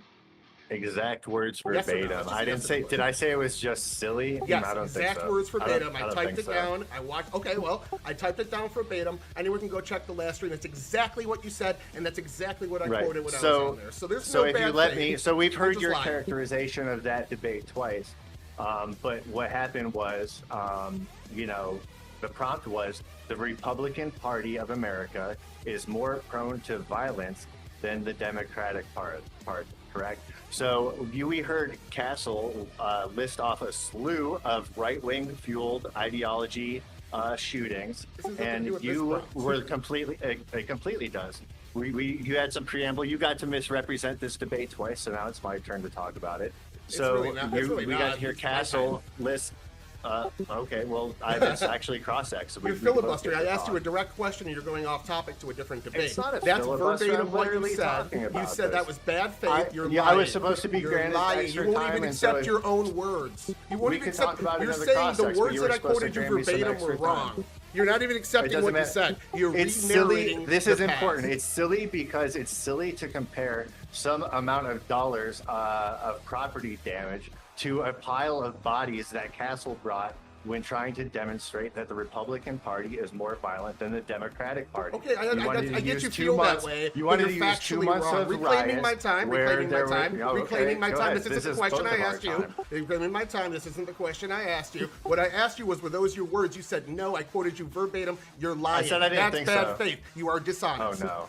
It's bad faith. You completely Time's up. misrepresented the prompt of the debate earlier. Oh, yeah. So I actually admitted. I said you could have taken the compliment and the L. I said it was a brilliant stroke of rhetoric that after essentially you were clearly falling short of delivering on any metric on par with the countless acts of violence ratted off by Castle. This was clearly a Hail Mary, and you Your said that point's you so didn't see correct, you any have to lie about instances it. of. You said you didn't see any instances of right-wing violence, even altogether combined, even coming close to the damage done after George Floyd died. And everyone tells you that hundreds of thousands of people committing billions of dollars in property violence, a phrase that you never uttered before in that debate, was directly linked to the Democrats. That's because property violence is a violent crime according to the Yes, law. correct. According to correct. the It judges, is. according to the courts. Yes. So that's It the is, problem. But It you doesn't were require trying a to threat make against it the out person. that all of the damage done in the riots was property violence, and you were trying to use that to prove that those 2 months of riots make the Democrats Making more shit up. likely. No, that's literally You're what just happened. making shit up. You denied You your were- own words, you were and now you're creative in making your up rhetoric, words I but you were never wrong. said. You didn't You're denying lose the your own words. you now didn't you're making up lose shit I didn't say. You didn't lose the debate because I reject the concept of property violence altogether. We Okay, saw that again, 18 misrepresentation a USC minute ago. 844. That's fine. I don't burning down a building Listen, with nobody that's in it. fine. Is that property? Is that a violent crime or not? Yes. Then you don't need the threat of a person because you're burning down an empty building. That's considered a it's violent an crime. inherent threat on life, and So if somebody accidentally lights a fire and the police come there and the ambulance comes there and they have the same exact threat against them, yes. Is that still a violent crime? It's not. No. That's not how violent crimes work. No, an Violent crimes accidental don't fire. work You're like right. that. An accidental arson, an accidental fire is not arson. You're This correct. is just complete ignorance of the law. You're 100%. making shit up. This is a colloquial definition No, that does you know not this. work. We just According to watched you United say States it and versus agree to it. Ferguson, just watching In the United States commission versus of a Ferguson, property 7th crime. Circuit Court decision using 18 U.S. 3 844I said that lighting a building on fire, even though there's no threat to human life because the building is empty, is a violent because crime. there's a blatant disregard for life. Okay, that's not the prompt. That it's a disregard. You said a threat, not a disregard. Those are two different things. You're conflating and you're lying about your own words and my words from the previous debate. Disregard it's dishonest is the and bad absolute faith. minimum. You are incapable of telling the truth. Please. You Please, lied you're about crazy your right own now. words, and you're accusing me of lying when you're making shit up. I quoted you verbatim. You said, no, I that's think not what I you said. sticking on the lying about your own words when I was just unsure of the exact quote from a debate that happened 2 months ago that you're clearly still obsessing over isn't bad faith. Bro, I'm I sorry, said just don't no. You remember kept my asking exact me. quote. We I'm got into sorry, a I chat don't about remember IP, the and you exact argued quote. about this for like an I didn't hour. argue We about moved it. on. Horseradish said I trolled you and we laughed about Oh it. yeah, It was yeah. fine. I'm obsessed about it, You but got you were the one that was completely bringing it trolled. up over and over. That makes sense. This is projection. Yeah, I because you're brought it up dishonest. as a joke. Yeah, You're still it's a look. joke when you do it. It's obsessed when I do it. You're fucking dishonest. That's all this is you're dishonest and incapable of admitting when you're wrong. We'll you let just the audience granted. decide. You're you so just, worked up. You You're just so worked granted up. 18 USC 844I means no threat against a person from the actual crime itself can still be considered a violent crime. That's the debate right there. You are factually What did you correct. agree to with Castle, that these things are treated differently because you don't know if the fire could spread or first responders that could was get hurt confluence. or you? He was, that's what I meant. he was Sorry. theory crafting, and I You- nodded to what he said. That doesn't mean I was saying you're 100% correct. So You're you disingenuous. disagree. You're no, I don't. Those are some But possible yeah, Chris, threats. of course you don't disagree. Those are some. It's but obvious I'm you not don't nodding disagree. on and saying that's That's my why line you're of logic. saying an accidental I'm not fire nodding is on. different. That's not An my line accidental of fire is logic that I'm different from an arguing. arson. You're You taking agree to me the- riffing you with a agree. couple buddies and pretending like that's the argument I'm making here because again, you can't stop lying. What we watched was you talk about how you had a 10-page document and 2 pages you were going to talk about, and then the fucking joy wiped from your face when you admitted or when you saw Confluence destroy your argument in fucking 30 seconds. Oh yeah, that must be it. You're reading my mind well while lying. You lied about what you said. You lied about what I said. Now you're just making shit up again. I'm giving you U.S. code. watched I'm it. giving We you. all watched it. And you won't even let me finish the I'm statement saying because some if I'm allowed to I'm talk saying- about the actual law, I am 100% correct. said- You I already cannot said refute some it. property Yes, crimes are violent. then that's the point. Without a The threat to a debate human isn't being. some property crimes aren't violent or there's no property crime, The crime debate that's is violent. without the threat of You to a misrepresented human it being. twice. I don't know if you're The still debate confused about your prompt is without the misrepresentation. threat to when a you were human trying to being. brag to Without your the fucking direct friends threat to about a it human and being. misrepresent You're it, but lying that's just again. not the case. Could you please restate the prompt for us, Horseradish? Because I'm literally giving it over and over, and this dude can't Property accept that damage he's wrong. qualifies as violence, even without threat to human safety. Yes. There's Yes. no threat to human safety When in you an burn arson. down an empty building, there's no threat to human safety from the crime. Now, if the first responders show up to put out the fire, there is a threat to them. But that's not the crime. That's the aftermath. That's a completely different fucking thing. You're conflating two things because you okay. don't know the law. I'm giving you Supreme Court precedent, 7th Court rulings, and the Who's laws. charging them? And you cannot refute them. The government. Who's charging them? Every fucking With what? president. This has been going on since the 80s. The government's charging them for an Yes. abandoned property Yes. because their first responders could get hurt. No, because it's a violent crime. The action itself is a violent crime. You have no idea Okay, what so the we'll law not is. think about what violent means, and we'll just say good We enough know what violent means. crime. It's defined in the law. Yeah, a violent threat crime to is defined safety. in the law that I read off The in my threat of introduction. force. You're just ignoring Yeah, a threat it. of force You're ignoring that you immediately said that is absent of threat. a threat of force that is a force against a person or their property, not and their Right. property or their Right, property. and you know what a good instance of that would be like domestic violence. Like if I break my phone by myself, that's not a violent crime. But if I'm arguing with my girlfriend and I break my phone in front of her, That's not a that's crime. essentially a threat. That's a not a threat to crime. them. That's not a threat. It's not a threat for me to damage No. my own property Yes, it's in not front. a threat. Okay, cool. You're wrong. You're making shit up again. All right. Yes, that's not a threat. I gave could you throw shit Sessions around versus my house, and Diana, it's my which house, and sets I'm not. the- I'm not Sessions threatening. versus I'm Diana. not You can threatening filibuster any- and talk I'm not over me all you threatening my want, partner. but you're factually wrong. Sessions versus Damaya gives us the criteria of what makes a property crime into a violent crime. I led that off to you. You cannot address that. You cannot address these laws. You just admit to them, and you're saying, well, it's because it's a threat to the first responders. Driving there is a threat to the first responders. That would make every crime a violent crime by that stupid fucking logic because they can get in a car accident. No, on the you're way. taking it to Yes. an extreme. I'm taking your and you're logic taking and it I'm to an applying it to extreme something and- else. It's your logic No, is you're retarded and you're this shows taking it. it and you're running as far as you can with You're it to try making to shit run up. it That's into not absurdity. the law. I'm giving You're you just the making laws. it absurd. I'm giving you the laws and you cannot refute them. That's fine. The original prompt wasn't a legal fucking theory. It was that Republicans are more violent, and you wanted to take. This you isn't know, about 2 that months. prompt. This is about your It response, literally your stemmed one-word from response that, that. you It denied. literally You're stemmed running from from that. the topic because you It's cannot not win running this from the by being topic. honest. I'm giving you these No, you're slam so dunk upset. answers to show you, and you're running from it, It's not interrupting slam me. dunk. You're You just can't even let me admitting get a to being sentence out incorrect. without talking over me because you cannot stop lying. You are a dishonest actor. I'm That's just giving been you the tone of this Sessions whole versus debate. Diana. I'm giving you If 18 you're U.S. just- Code 16A and B. Okay, I'm giving you some property 18 crime can be U.S. violent. Code 844I without the threat to a Tyler, human. some Yes. property crime could be violent. Without It's the threat to a okay. human, yes or no? Some Yes or crimes, no? Without the threat some to a crimes human, yes or carry no? An inherent threat Answer to the human question. life. You're dodging Some because you crimes cannot carry an respond. inherent threat to human life, like arson. Yeah. It doesn't Yeah, necessarily an inherent. mean that. Thank you. It doesn't thank you mean for that. saying yes. I've heard. I'm Thank you for acknowledging I saying yes, heard that you. it I'm saying yes because I'm An saying I inherent- heard you. That's all. But you whatever. cannot you're so dishonest that you take me acknowledging that I heard you as me giving up the prompt. You've already admitted you're wrong. That's okay if you misspoke and accidentally agreed I to did me. not. and I had was to- saying yes had because I to heard what recover. you It's said. fine. Where you're talking over me every time I speak, because as soon as I'm allowed to actually state my case, there's nothing you can say to defend it. You're just repeating the same thing and Yes, calling me because you're not dishonest, addressing Tyler. it. I'm not going to stop repeating it until you can actually address it. You keep changing the subject. You keep going to a I different keep prompt. saying that some violent crimes, some property crime is Stop violent. lying. What more do you want than that? Stop lying. I'm telling you what I want. I've asked the question 9 times, and you just accuse me of repeating myself without answering the question.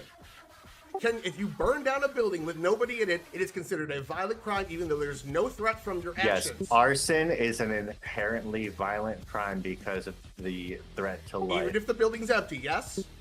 Even if it's empty, Yes. because as you nodded along to Throwing- confluence, you don't know if the fire is going to spread. You don't know if an occupant might come back. Even or if a it homeless doesn't, person though. sleeping inside. But that's not Nobody- the law. That's a conversation I was having with a buddy. He asked a question. That is not what That I'm is false. saying here. You're That's making 100% shit up. false. You're pretending like me chilling and chatting and answering somebody's question is the argument I'm making here. All I'm doing because is you cannot clarifying beat the this inherent argument. threat to arson. You It's cannot completely beat honest. this argument. That's why you keep changing the fucking subject. I'm acknowledging it's dishonest. the You are inherent a threat liar. to human You life. are a You liar. can repeat it all you want. I am, Repeat it all because you want. you're dodging. There's no threat. It's if not you a burn down an dodge to empty say that building, there's- if there's no Right. buildings around, there's one Yeah. building in the middle of a field and you burn that down with no threat to any other buildings, completely surrounded by cement, so the fucking the fire can't spread. That is still a violent crime based on 18 It's USC still a violent crime 844I. because it's just a blatant disregard for human life. Nobody knows that No there's humans no are in occupants, that there. no one's gonna come An back. abandoned building. That's still a violent that's in crime, even though retrospect. there's no threat to human life. Because it's an inherent, the crime itself is an inherent threat to human life. But there's no threat and he can still be charged. See, that's the thing, is every other law, when there's no threat to human life, you can just charge it as a property crime. But arson, you can't. It's always a violent crime, even if there is no threat to a human life. Because it's every inherently single dangerous time. with a high risk of injury to first responders or unknown That's not what jurisdicts a violent crime.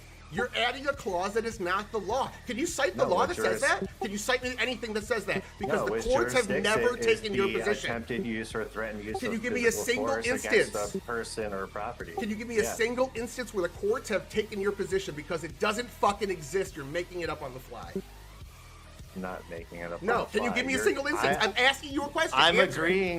Can you give me a agreeing with all single your- instance? Yes or no? Give me the I instance. agree with all one, your just one. citations of certain crimes. One that are instance. Stop inherently dodging. violent. Answer the It's answer not a a single dodge. fucking I'm question. telling you, I agree Can with you your give me citation. one instance where I what don't you're disagree. saying has actually happened? I You're fucking don't so disagree.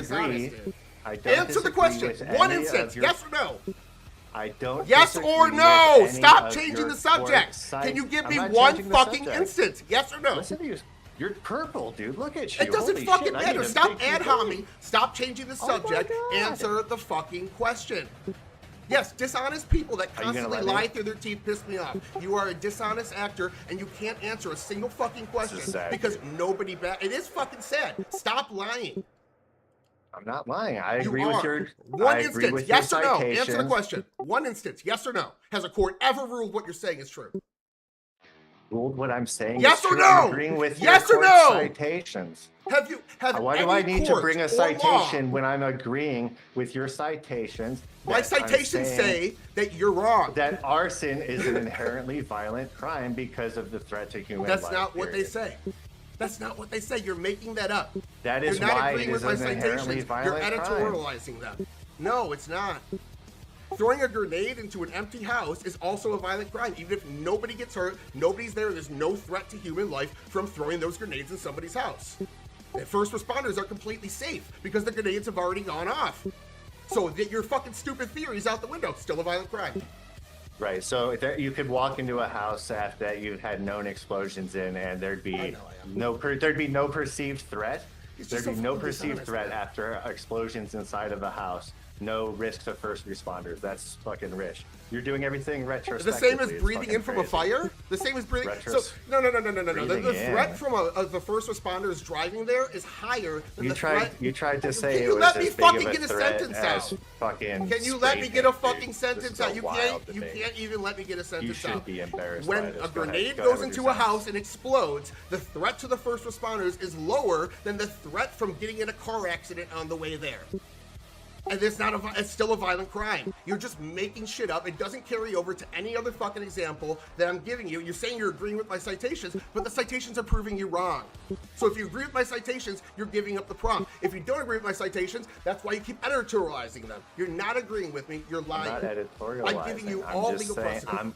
I'm literally telling you why why it's inherently a violent crime, and it's strictly arson. That Yeah, you're I going get that to you're for a making that reason. up, and I'm giving you the actual reason. You're saying I'm agreeing with that, and then giving me a different reason. It's because you're dishonest. You cannot stop lying. You're not giving you me a denied reason. your own You're saying- words. you're saying you pretended that I knew there's what no my people words there. were. You've been lying You're saying the that entire I time. literally quoted your words. Yeah, you did, and then you editorialized them after. You quoted things that I said in my introduction for the first part. I literally quoted you verbatim. You said, that's not what I said. I never said that. I said I'm not sure if that's what I I said yet never because I said didn't that. watch No, the debate but- from 2 months But ago. when you answered somebody's off-topic question, that's what you're saying right now, even though you didn't say it at all in this debate. Yeah, that's true. You're so fucking dishonest. You cannot win this by being truthful. That's why you're deceitful. That's wild. Wild characterizations keep- from the keep beginning saying to the that, end. but at Before the you end of the even got day, on stream, you were making wild characterizations USC of the code debate. code 16 A and B. Back what I say. USC USC. And it's strictly arson because 18 an USC. arson That's is not the inherently arson violent. one. You don't even know what you're talking about. That's the one that No, I says know. property 18 code crime is US, violent. what, 16, the fucking crime of violence definition? No, we got it. Yeah, It's you got it attempted wrong. use of physical force. We got it. Yep, and I got Sessions versus DeMaya. I also have U.S. States versus That's okay. Ferguson. You could say the know what names United of them States versus all you Ferguson want. Was? Just keep It was repeating the somebody names. burning down an empty building. That's crazy. Somebody burned down an empty building. The fire didn't spread. There was very minimal threat to the fucking people outside with hoses. Still considered a violent crime. Even if first 'cause it's responders inherently don't show violent. up, if first responders don't show up and that building burns to the ground like it did in Minneapolis right. during the Black Lives Matter riots, It's still like a the violent word crime. inherently Still a means violent something. crime. Yeah, I know, right? Inherently No violent. threat to people. If you're saying it's inherent, even though there's no threat to people, you're conceding the prompt. I've already explained this over and over. You're saying it requires a threat of harm to people. If first responders And don't it's even inherent show with up, arson. if they don't even show up, It's it's inherent still a with arson. violent crime. It's inherent if with there's arson. no Yeah. threat, It's your there's only still a example, and it's violent inherent crime. with It arson. doesn't matter if it's just one example or many. I'm using this one because it fits the context of the debate, but you're admitting you're fucking wrong, and you don't even know it because you don't know what the fucking laws are. Okay, bud. And time. So I'm going to be real. I was afraid to jump in there because this debate is violent. All right. So I do actually have questions from the judge. Again, at least one judge is brave enough to fucking jump in here with this. It's a little long-winded, so bear with me. We're going to go to Chief first this time.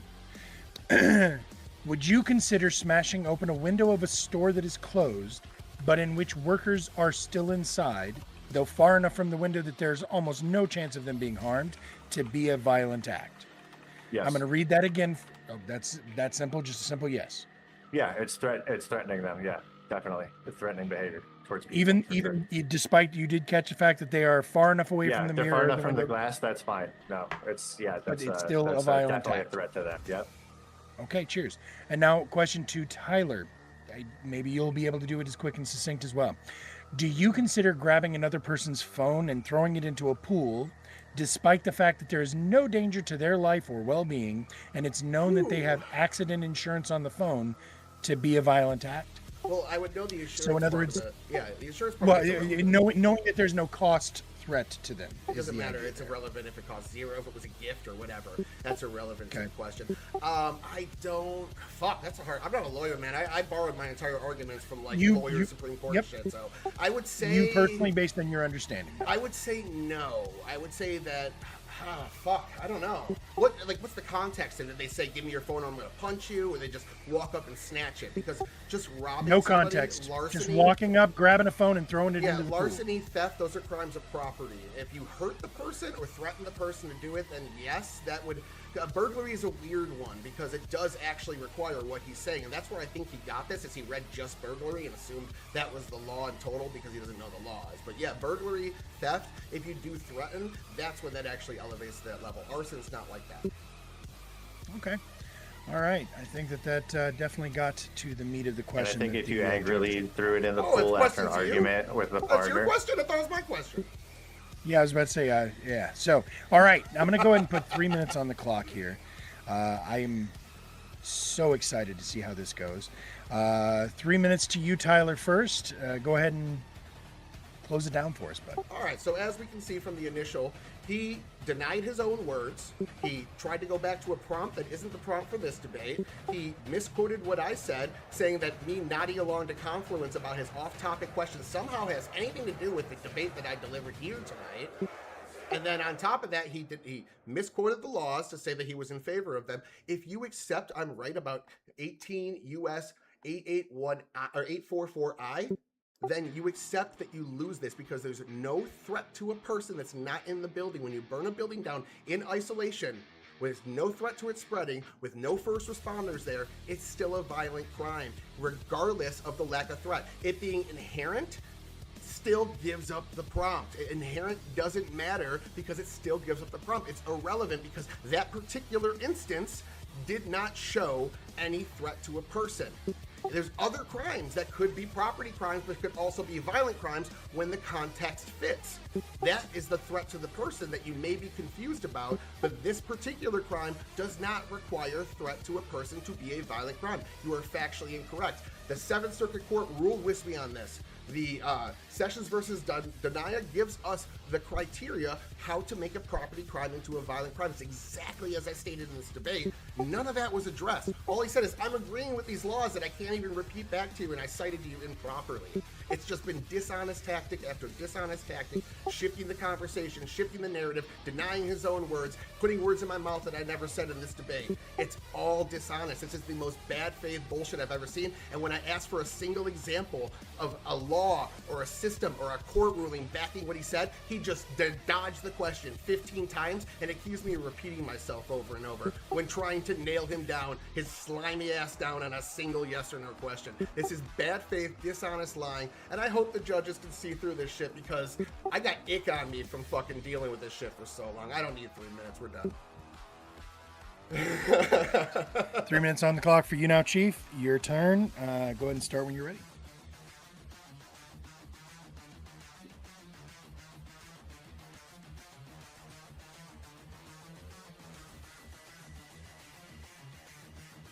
All right. So, if you angrily threw your partner's phone in the pool after an argument, that's domestic violence. Some property crime can be property violence. It's crazy that we watched Tyler speak about the debate in advance with Confluence, and then for him to say that Confluence's question was off topic. You literally watched them speaking about the debate. It's completely on topic. Where is that here? Tyler thought I saw that no overlap between property crime and violent crime. That was never the case. I acknowledge some property crime can be violent, and that line is when people come in harm's way. And with things like arson, the one crime listed, there's an inherent threat of harm to people, and that's why it is a violent crime, even when no one's there, because these are kind of like retrospective judgments of what happened. It's insane to hear Tyler give us talk about being given the ick during this conversation when he's been misrepresenting the conversation tonight before it even started. And let's quote Tyler. I don't need the 3 minutes either. Let's quote Tyler one more time from that previous debate 2 months ago that he's been hung up on since. And you could kind of guess what group of people Tyler's talking about, and if that gives you the ick. And this is a side. Don't use this to judge the debate. Just use it to judge the person. Quote, "We see the most murderous group of people in the country. We have one political party lying on their behalf to pander for their votes and for their funding." I don't know what group he's talking about, but I don't know if I want to be in that guy's circle. That's my time. Okay, so I have to say,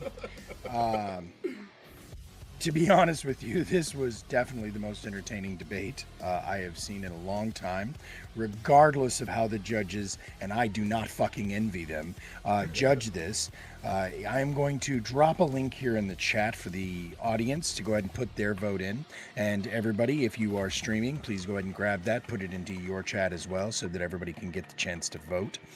Once again, this was this you definitely fucking nailed it there, Tyler. All right, I'm gonna look at you this time first, Castle. Are you ready for this? Oh God, I don't know if I am. I hear you, but do your best for us. I'll say I think you guys put on a really good show. At one point, I thought you guys actually did dislike each other, but I think we all know that was just an act. You guys are actually really good friends. I think during the debate, it was tough because when Bradish pointed this out to me last week as a topic, I couldn't decide myself. I really didn't know which way I would go with this, and I still didn't know coming into it, and I honestly still didn't know coming out of it, but I have to make a judgment from this anyway. I think that, personal things aside and bringing in previous kind of conversations or whatever you think may be hypocritical, I kind of like leave that out of things, even if it's useful to the conversation. I kind of wanted to just see like points from both sides, and I think Tyler brought a lot of good at least constitutional aspects, actual judgments and rulings, and I think that Let's Chief also brought on good points about actual real life examples that come into play and how things differ and how the law interprets them differently. So for example, there are examples where and I think Let's Chief even admitted this, that there is property violence that is considered a threat to human safety, and then there are instances where it's not. And so I think that's why it's such a tough topic in general, is because there are so many things out there that you could say, well, this is this and this is that, and I think that's what the conversation was. It's like, well, you're wrong because this, and actually no, you're wrong because this. And so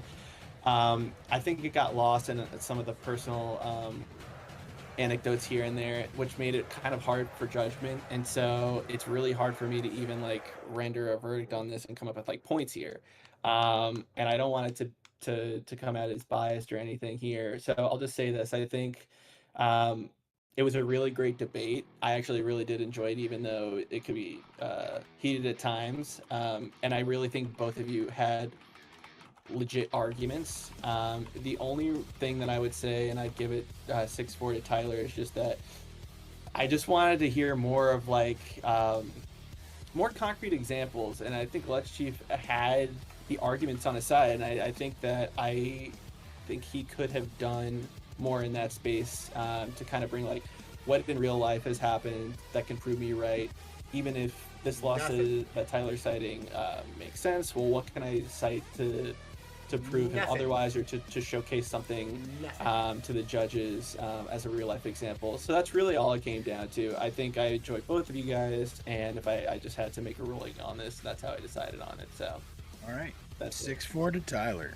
Now, Ancom, where did you land on this, buddy? This one was difficult for me. So just for clarification, I asked both questions, both of the questions to Chief and Tyler here. And what was interesting is not only did they both give me answers opposite of what I expected, Let's Chief went further to give his opinion on the question I didn't ask him, which made me even more confused, because in both cases I was intending to ask questions in which there was no real threat of harm to an individual. Both of those times, one in which I thought it would be classically thought of as violent, and one in which I thought it would be classically thought of as not violent, but in which there was no threat or no real threat to humans in either case. So the fact that Chief answered to the opposite of what I imagined his point to be makes me wonder, like, how strongly he is adhering to that position and answering the question.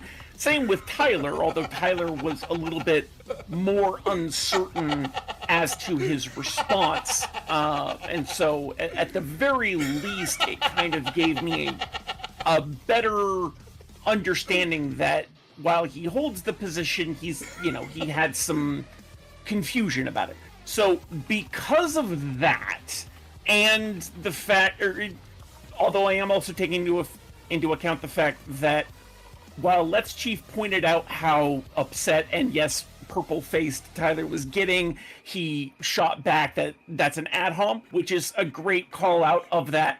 The problem is he was calling Let's Chief a liar and dishonest repeatedly, even though there was nothing I saw that Let's Chief was actually saying dishonestly. So it was similarly an ad hom, but in Tyler's case, it was a baseless ad hom. So as you can see, this is a very difficult one for me.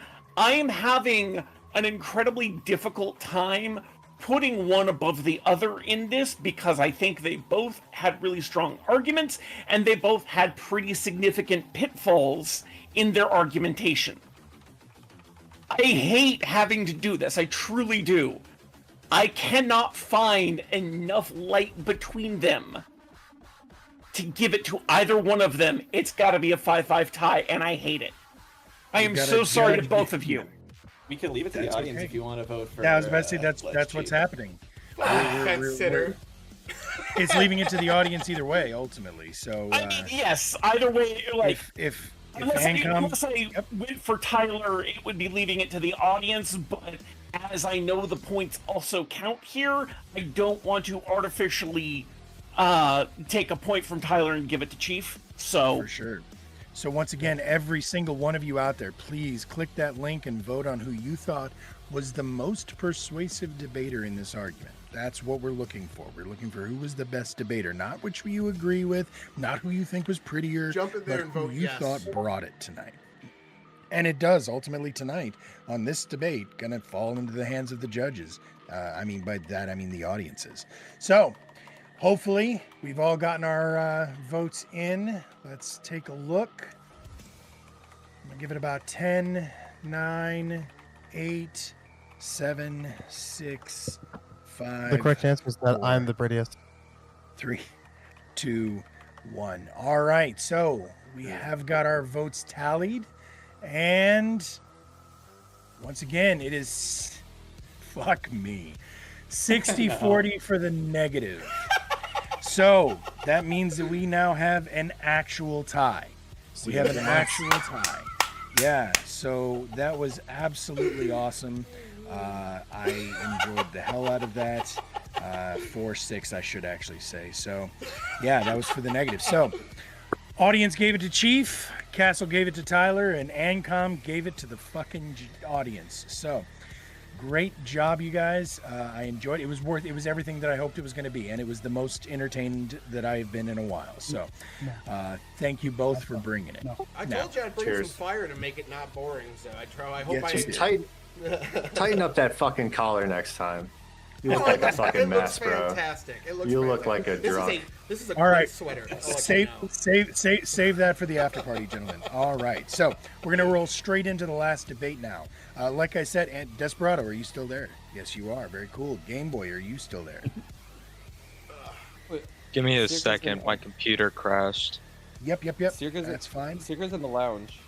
Yeah, no, I know. Like I said, I feel bad because Circa was late. Circa didn't respond. Circa didn't tell me anything.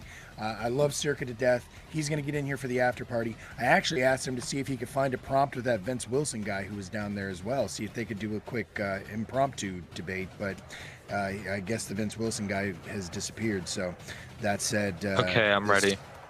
Word. So I'm not going to ask Desperado to come in here and cover and then ask him to leave. So we're just going to go ahead and bring him in afterwards. Welcome in, first time chatter. All right. So last debate of the night. Let me get the prompt up. And this one is going to be just as interesting to me as the first one, as all of them are. I mean, because ultimately you guys are here to entertain me. The prompt is something that I'm not too familiar with, so I'm hoping to learn something myself. Is the social contract theory valid? Now, on the affirmative, we have Desperado Sensei up there on the top with, like I said, the cool hat. And down there, oh, you went from MLK to OJ? Dude, really? Okay. To OJ Simpson. Both represent very important parts of the African American community. One was the greatest running back of all time. Let's give him his. Just stop, Game Boy. All right. So I'm going to go ahead and put it up there one more time. Is the social contract theory valid? We have Desperado Sensei in the top. We have Game Boy down in the bottom. Desperado, are you ready first? I can go first, but if Game Boy would like to start the negative, he's more than welcome to. It's up to you. We generally go to the AF first, so I'm going to keep it with Okay, you, sir. then I will do it. 3 minutes is on the clock. Use as much as you need to. Go ahead and start whenever you're ready. The clock will go with you.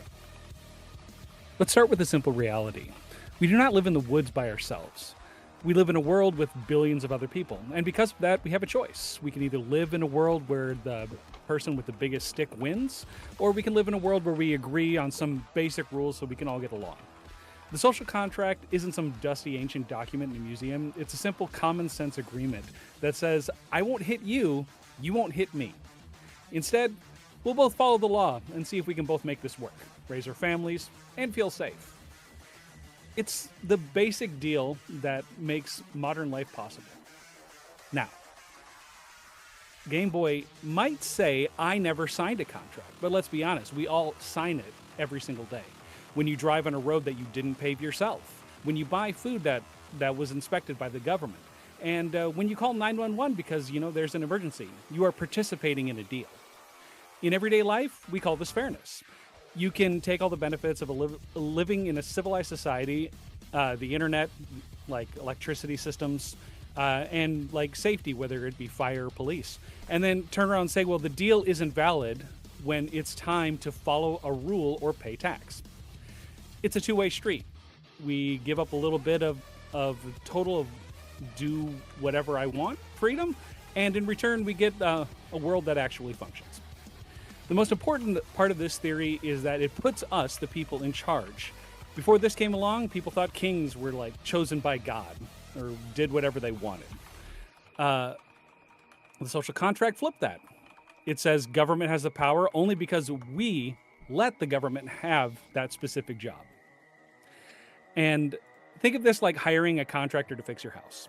If they do a good job, the contract stays. If they stop doing a job or start stealing from you, the contract is broken. You fire them. That's what democracy is. It's us ultimately checking on the contract. It's the only way to have a government that isn't a bully. At the end of the day, the social contract is valid because it works.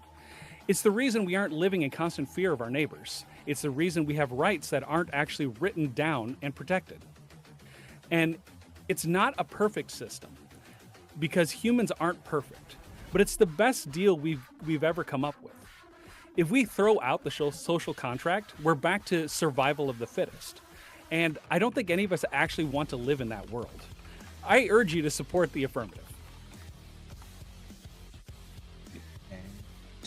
We're now going to go ahead and put 2 minutes on the clock for you, Game Boy. Cross-examination time. Use the time as you see fit. I'll start the clock when you do. What is the social contract? The social contract is an agreement between two individuals that leads to a mutual outcome. Isn't that a contract? What's the social contract? What The social contract? makes What makes it different? It's an inherent understood thing between two parties that they both believe will be beneficial without actually having to put pen to paper or make a verbal agreement. so is how is that Apparently, the how is that anime stopping it from being the survival of the fittest? Isn't Can the you survival of the restate the fittest question? a social contract? They're starting to push Survival of the down, fittest, a AI social stuff. contract? No, I think it's a Which I'm good natural with. construct within I got like ti- the yours, biological I feel like world. yours is grandfathered into my brain. Yeah, but if I say overpower I'm you tired and of the people AI shit. respect my power over you as something implicit in something that Which one is basically, grandfathered into if your brain? parties agree that my Yours- power your over thumbnail you is is valid because you've and had- just, is that not a social Yeah, I had, like- contract between so the people around me and me The ones that I over use my all the ability time, to the conquer red and one control for the you? night shows and the blue one for the Well, days and shift that shows. depends. Do Those, you believe in weren't living in a actually world done by like AI. I Mad actually Max had a 2 graphic artist do Thunderdome, those. where two they men were like enter my one man first lead? Why artist. is that related? kind of I asked society? you a question and you're avoiding it. No, the anime. Which question? Please restate the question. The anime Isn't- avatar or thumbnail Isn't that I have a hierarchy of survival of the fittest where everyone respects my ability to control people based off how strong I am and how easily it is for me to conquer others? Isn't that a social contract? Parties around me agree that I have the ability to control you. I will not get a haircut. No, I Now think that you told that's me to get a haircut, that is I mandate by actually fear. want one, but I can't get it for at least. Well, if they agree to it, I mean, if I'm not conquering them, do they have any reason That's not a to mandate agree by to that? fear. Who said to get a haircut? All right, that's time. there. Okay. I'm gonna go ahead and Oh, put it's 3 minutes on the clock Tyler. for you, Game Boy. Start the Tyler, clock when you're ready. Bro, let's Mhm. jump on here, my man. Low key, I don't really agree that the social contract is just two parties. I think most people, especially him, when he's referring to, okay, well, before that, the government got its right from like the monarchy or whatever, and he's saying, oh, that stopped at one point. He's not saying that we automatically all agreed in social contracts. If he's going to have that broad definition that's been around forever, and it didn't stop us from having the survival of the fittest or a monarchy I think he's where we Who's didn't next have. swing off? Rob's or Andrews? I like TVTs, good dude. I know you do this one. I'm still gonna talk to you though. He's not a good dude, but I get. He says neither. Of course he says. That. He's Canadian though. So. I like him. He can get a little. All right, let me try this. Who did you donate to last? Sarah's back. Oh, TBD says I just talk shit, Flo. He does talk shit. Who'd you donate to last? That's how we'll assess that.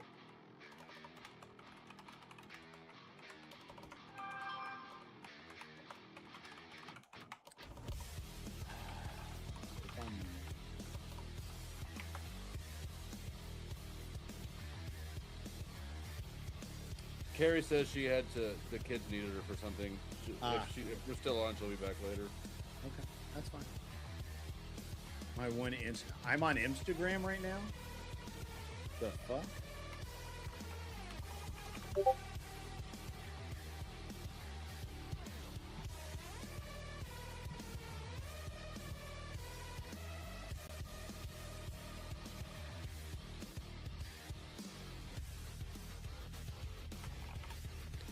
Hell nah. That's the hair that I do have to start Whoa, that's sliding off bold. the back, like seems to Yeah, happen no, with I don't men need- who I get don't need- ponytails too late the in hair life. that I do have to start sliding off the back, like seems. Average Sarah enjoyer. There's no H at the end of Sarah's. Maybe I'm talking about a different Sarah.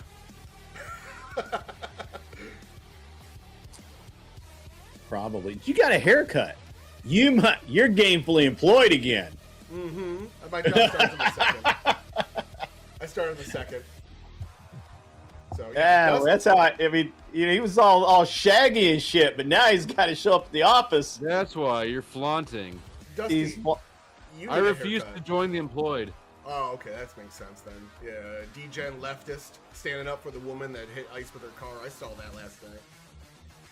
Yeah, what was he doing in front of the car? He wasn't in front of the car. She backed up and turned 90 degrees and put him in front of the car. He approached from the side. You goofball. He approached from the side and then stood in front of the car. When she turned it into his direction, stomped on the gas and hit him. He you hit goofball.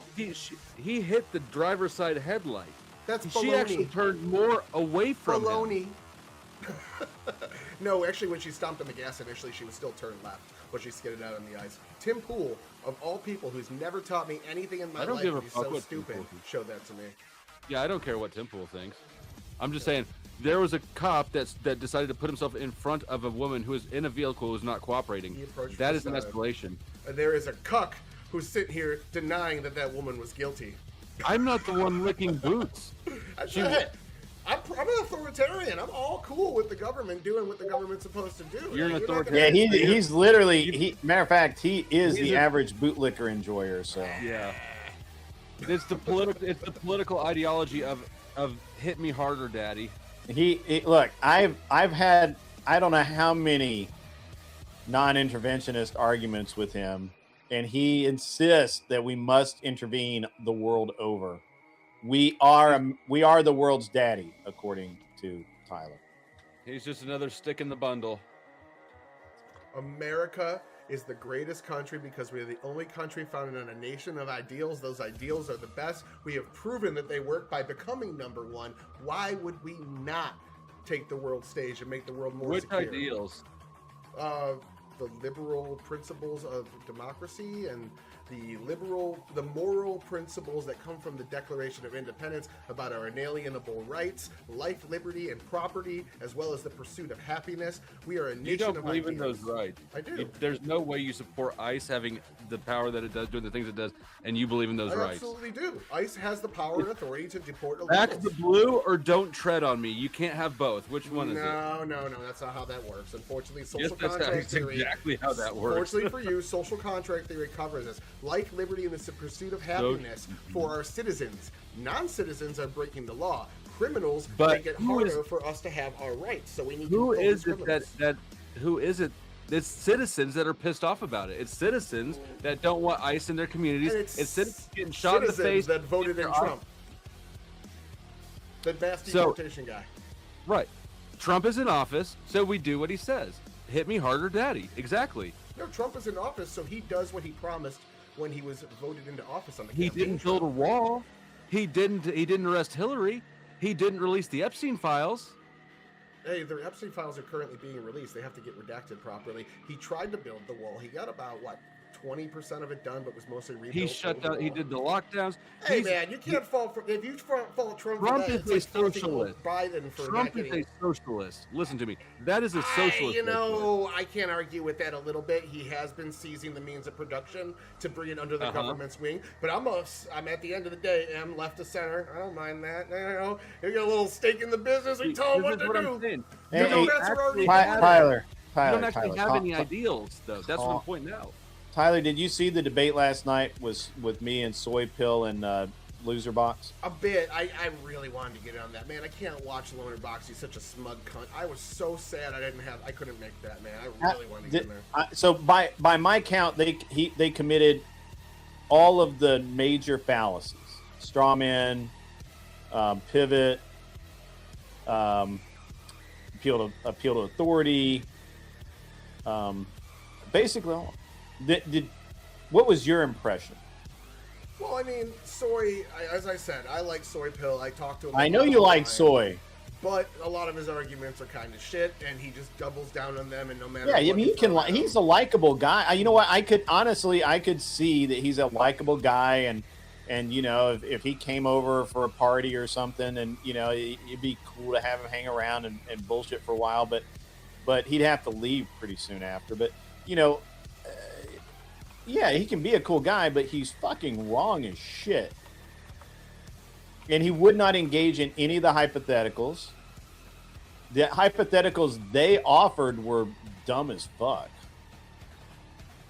And they were talking, the loaner box literally tried to tell me that Well, he took it. He put his phone in his from his right to his left hand. Then he drew his gun and stood there. And I'm like, no. Well, you can see that he totally pauses. And I'm like, yeah, for like 1/100th of a second, you cunt. Like, what the fuck? After Like, well, no, he totally. If you slow it down, he's totally paused. He stood there. I'm like, get the fuck out of here. And that was after the car was already put into drive and spinning the tires. Yeah, when the tires were, as soon as the tires spun, even if that car didn't accelerate forward, even if it didn't hit the cop, right then and there, when she was showing she was going to be using it as a weapon, it's immediately classified as a deadly weapon because of the. We can't say that she was going to use it as a weapon. The minute that she accelerated towards a human being, it became a weapon. Yeah, that's better. And that's what I told them, and they hand waved that shit off. So they basically hand waved every single point that they didn't like, didn't engage with it. It was bad, man. It was just bad. And I understand now why they will only debate on friendly ground. They will not debate anywhere else. Soy Pill to come on your show almost every week. He is never accepted. I asked him to come on Horseradish's show every week. He's never accepted. Now, I don't think he's a coward. Maybe he's just a busy guy. But the only time I've ever encountered him really is on Gibbs' show, because Gibbs really does try when he's moderating to not let his bias out. I give him that. He's a good host. But he's only been on Gibbs' show like one time now, and he got railed. Yeah, you and I were there.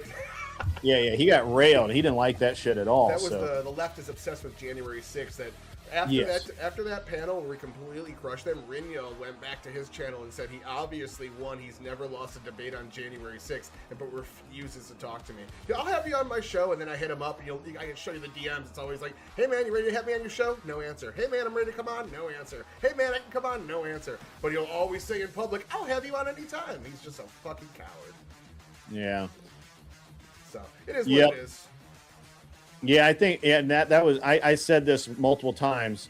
It all changed because she was in park. The minute the officer went to get her out, she threw it into reverse, hammered it back, and did line up, pointed, whether she meant to or not, she did in fact line up so that she was actually directly pointed at the officer, which is interesting because they kept saying that, Soy Pill kept saying, but she was turned away from him. She had to back up. Otherwise, how could she get around him? And he drew his little cunty picture. But I'm like, but she didn't need to back up. She could have just driven off. And then they showed the video where literally all she had to do was just drive off. Like, just drive off. But now my understanding is that, and this shows how little research they did, is that there was ice there, and she had to back up to get over the ice that was in front of her front tire, which, as anyone that's driven in the ice knows, I'm sure that that's the reality of it. Yes, Lonerbox said that the shots were impossible until after she was fleeing her, or no, what he actually said was, he said that if they had just let her go, it would have been impossible for them to shoot at her, and therefore it would have not have been a big deal. I'm like, no, that's not how guns work. We can shoot guns any direction. Yeah. And I kept telling them that he was not directly in front of the car. So this is the kind of bullshit that I deal with, Flo. I know you didn't watch anything. This is the kind of bullshit that I deal with. What's that? They literally tell me that he's standing in dead center in front of the car, which is a lie. He's not at any time standing dead center in front of the car. At the same time, they tell me that when she drove forward into him, he was to the side enough that she did not make contact with him, and he had to lean over the car to shoot into the window. And I'm like, none of that shit is what you just said. Like, none of that makes sense. Like, pick one or the other, brother, because either he's in the center of the car and he can shoot through the window and get hit by a car and get moved, or he's off to the side and he can't shoot through the front of the car at the angle that he did. You can't have it both ways. Physics. The police don't have the duty to retreat. In fact, they have the obligation to not retreat in those circumstances. So if you're surrounding, they've been pointing to this officer-induced jeopardy, which is it's not a policy, it's not a standard. It is a theory in law enforcement that's emerging and is starting to become a recommended policy in some agencies of don't put yourself in front of a car, don't walk behind vehicles, all that kind of thing, which is impossible for a law officer to do and do their job. But they want to minimize it. They want them to think about it, right? And this all comes out of some female officer was walked in front of a car, and the car accelerated towards her and hit her, and I think she ended up shooting through the windshield a bunch, but it killed her, and it was a bad deal all the way around. And so they the question is that had she not been in front of the car, then did she make basically a guy fleeing? Did she turn that into a felony murder because she put herself in front of the car? The actual criminal justice code that I found, and I found a couple of them, but the one that I found that seems to be most applicable is that it is unlawful for an officer to attempt to stop a moving vehicle by stepping in front of it and pointing their gun at it. Now, I'm sure that's at barricade. I mean, that's not from a stop. You understand? That's from a moving vehicle. I think it even says a moving vehicle. Officers are not to step in front of a moving vehicle. So, if you step in front of a car when the person inside of it is not complying with getting out, what you're doing is you're intentionally escalating it to a life and death situation. You're saying comply or I'm going to shoot you. That's what that is. Yeah, I don't know that I don't know that I can get there from here, but I mean, I don't know that that's the question there. Okay, all right. Tell me again, Tyler. He never stood in front of the car. Can you show the whole video, or are we just taking a screenshot after she backed up? I mean, this is his camera from in front of the car. All you need is this screenshot. Could be after she backed up and changed direction. I didn't say he never stood in front of the car. I said he approached from the side. She turned the car almost 90 degrees and aimed. She did back up, and when she backed up, when she finishes backing up, she is pointed directly at him. Yeah, but he approached from the side, and she changed. He was walking around the front. Why did he walk around the front? He did walk around the front, but he had at that point he assumed the car was still in parked. I would say. I don't know. But my example that I've been using, and I'll watch this while I'm talking, but my example that I've been using here is if that was any other deadly weapon, and we've already shown that once you're showing willingness to use a car to at least move a human body, you're using it as see, there it is, the car backing up and now being aimed at him. But once you're showing that, like if he it was walked a knife, straight in front of it. If it was a knife, and she took a knife, and she didn't have any intent to kill a cop. He starts moving before she starts looking at him. She would have been shot. If it was a knife, she wouldn't be hiding inside of it. Yeah, if it was a knife, another deadly weapon, she would have been shot, and nobody would have a problem with it. That's exactly how a car is different. It's a deadly weapon in this context, though. It could be used as one, but she's using it as a safety. She's hiding behind it. She's hiding inside of it. You don't have the right to hide from officers when they're arresting you. You don't have the right to flee officers. They don't have the right to execute somebody who doesn't comply with getting out of the car. They didn't execute her. It was a justified shoot. He moved in front of the car. At that point, it's a deadly weapon, right? Because he's in front of the line of driving. No. It's not a deadly weapon until she. Well, hold on. You guys are kind of talking past here for a minute. So, everything I can find says that if you accelerate a car towards a person, they don't have to be directly in front of it. If that vehicle becomes considered a deadly weapon the minute it accelerates in the direction of someone. So, here. Now, granted that I'm not arguing the legal point. Not arguing the legal point. Okay. The first issue is that, well, I mean, look, nobody's saying the cops did a good fucking job here. Oh, yeah, they are. Lots of people are saying that. I haven't said that. I'm saying they did a good job. This is exactly what they're supposed to do. I think it's a good shoot, but I think that I've said I'm going to drop this down, Dustin. I've said this multiple times. and I said this last night in the debate. Look, you have federal agents who are put in a situation where they're effectively conducting a traffic stop, which is something they don't do on the regular basis, right? Properly so. And so they may have at some point in 10 years. The guy's been an officer for 10 years ago. So 10 years ago in his training, it was probably covered. Hey, which actually probably wasn't, because 10 years ago this wasn't policy. Don't walk around in front of cars. Don't walk behind cars, because people run over your dumbass. Just like it's just been a few years that they've been parking at an angle so people won't back in and set off the airbags on police cars. You don't need training, though. You don't need to be trained to not walk in front of a car. It doesn't need to be in the manual. No, that's bullshit. People walk in front of cars literally every single fucking day. Every one of them knows that to shoot somebody, you have to reasonably fear, or you have to fear for your life. He put himself in position to fear for his life. Okay. When he's moving around the car, as far as he knows, this is still just, he doesn't know his partner's decided to arrest this lady. You don't have any idea that he knows that or doesn't know that. He walked. Well, you don't hear it in the video. You don't hear the guy. You hear, "Get out of the fucking car."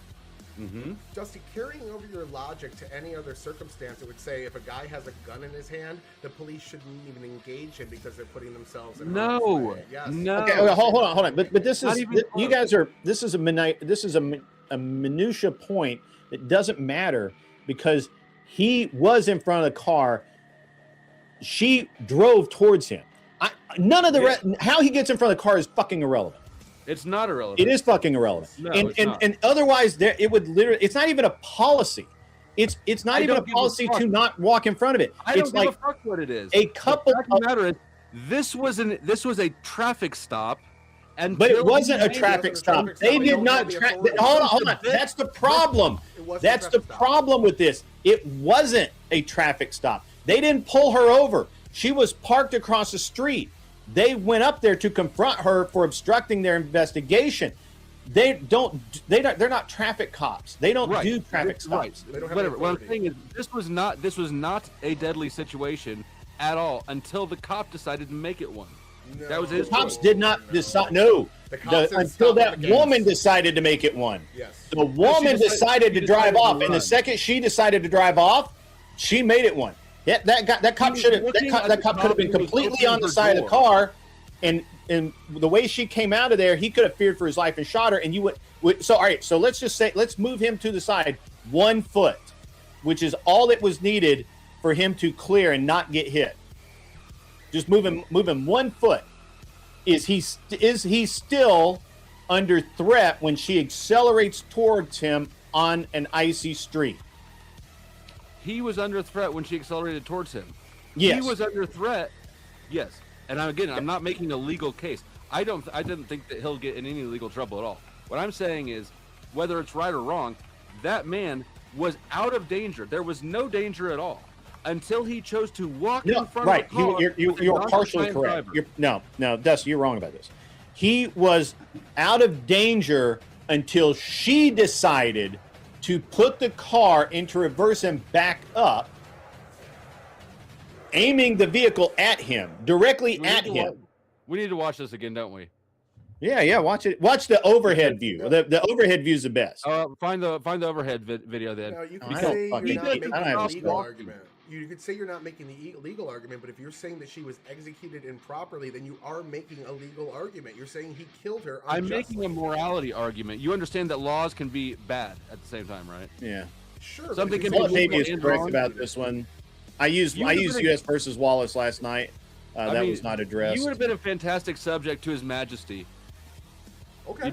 Come on, the redcoats, the bad guys. That's not going to bother me. I'm pro-authority. Our country and every other civilization requires authority to run. I'm not a libertarian. Back the blue till it happens to you. The debate with fucking Fabian Liberty on this was just fucking lit. I don't think that he's a libertarian either. Oh, he is. He's He is the You libertarian. think sex should be illegal until you're 26 or something stupid? That's crazy. How would you even enforce that?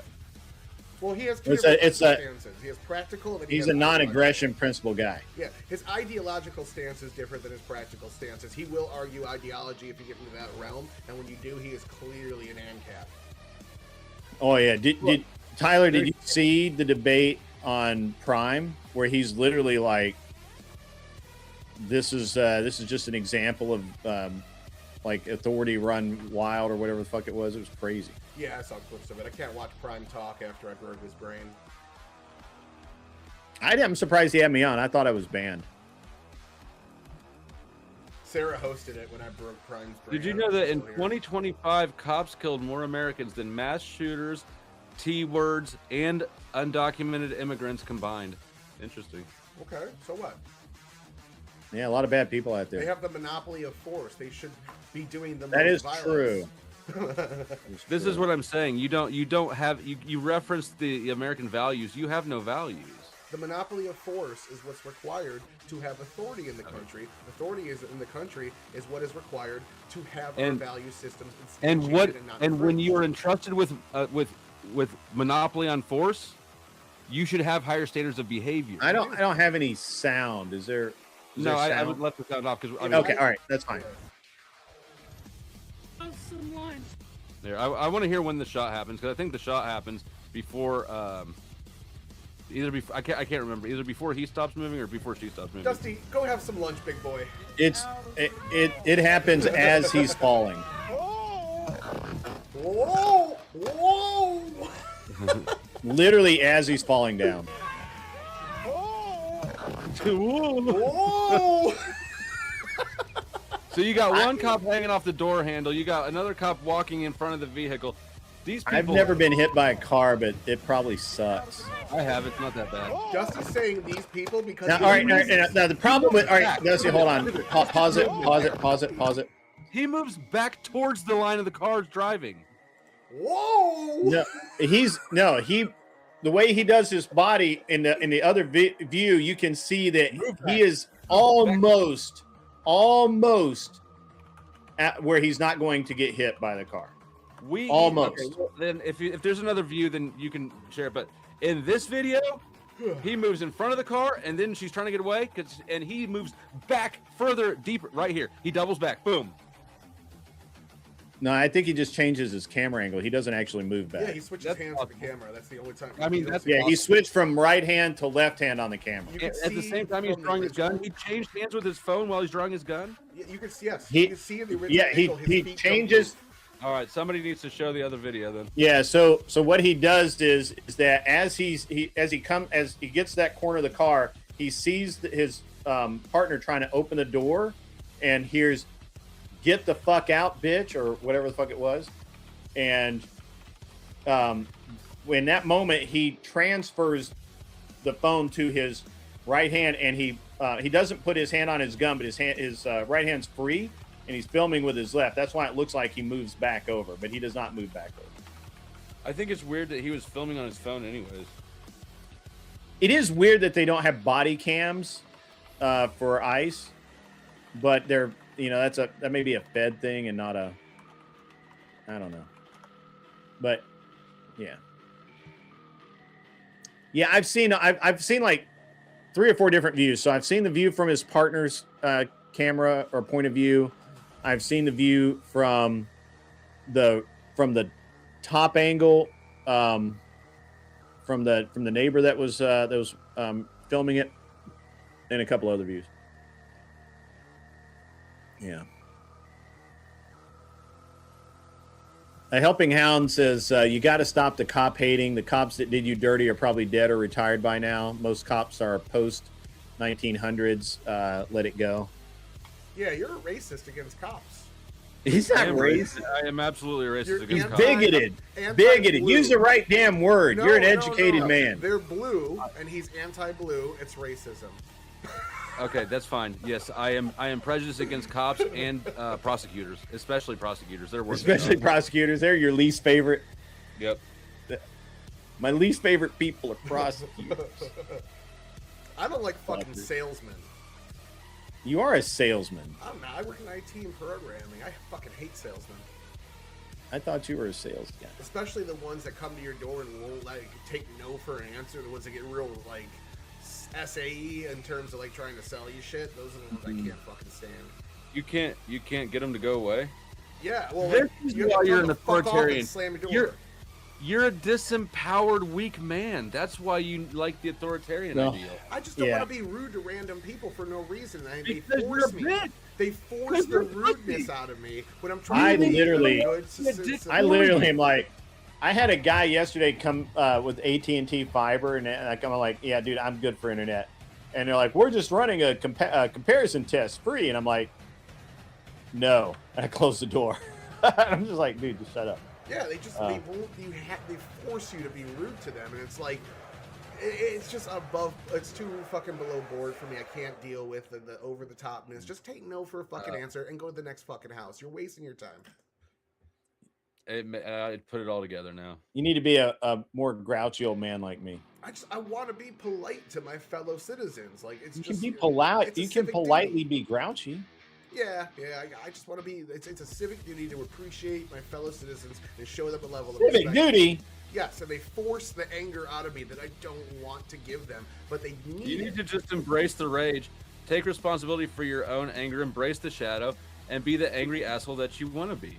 I don't want to Come to the dark side. Ironically, if you just like this is what integrating the shadow is about. This is Jungian psychology. The more you resist that part of you, you'll be out of control of it. You need to integrate it, accept it, be in control of it, be an asshole, let yourself be an asshole, and then you'll be able to be a nice guy too, actually, instead of being a repressed authoritarian with your serial killer haircut. You heard it here from Dusty. If you want to hit your wife, smack away.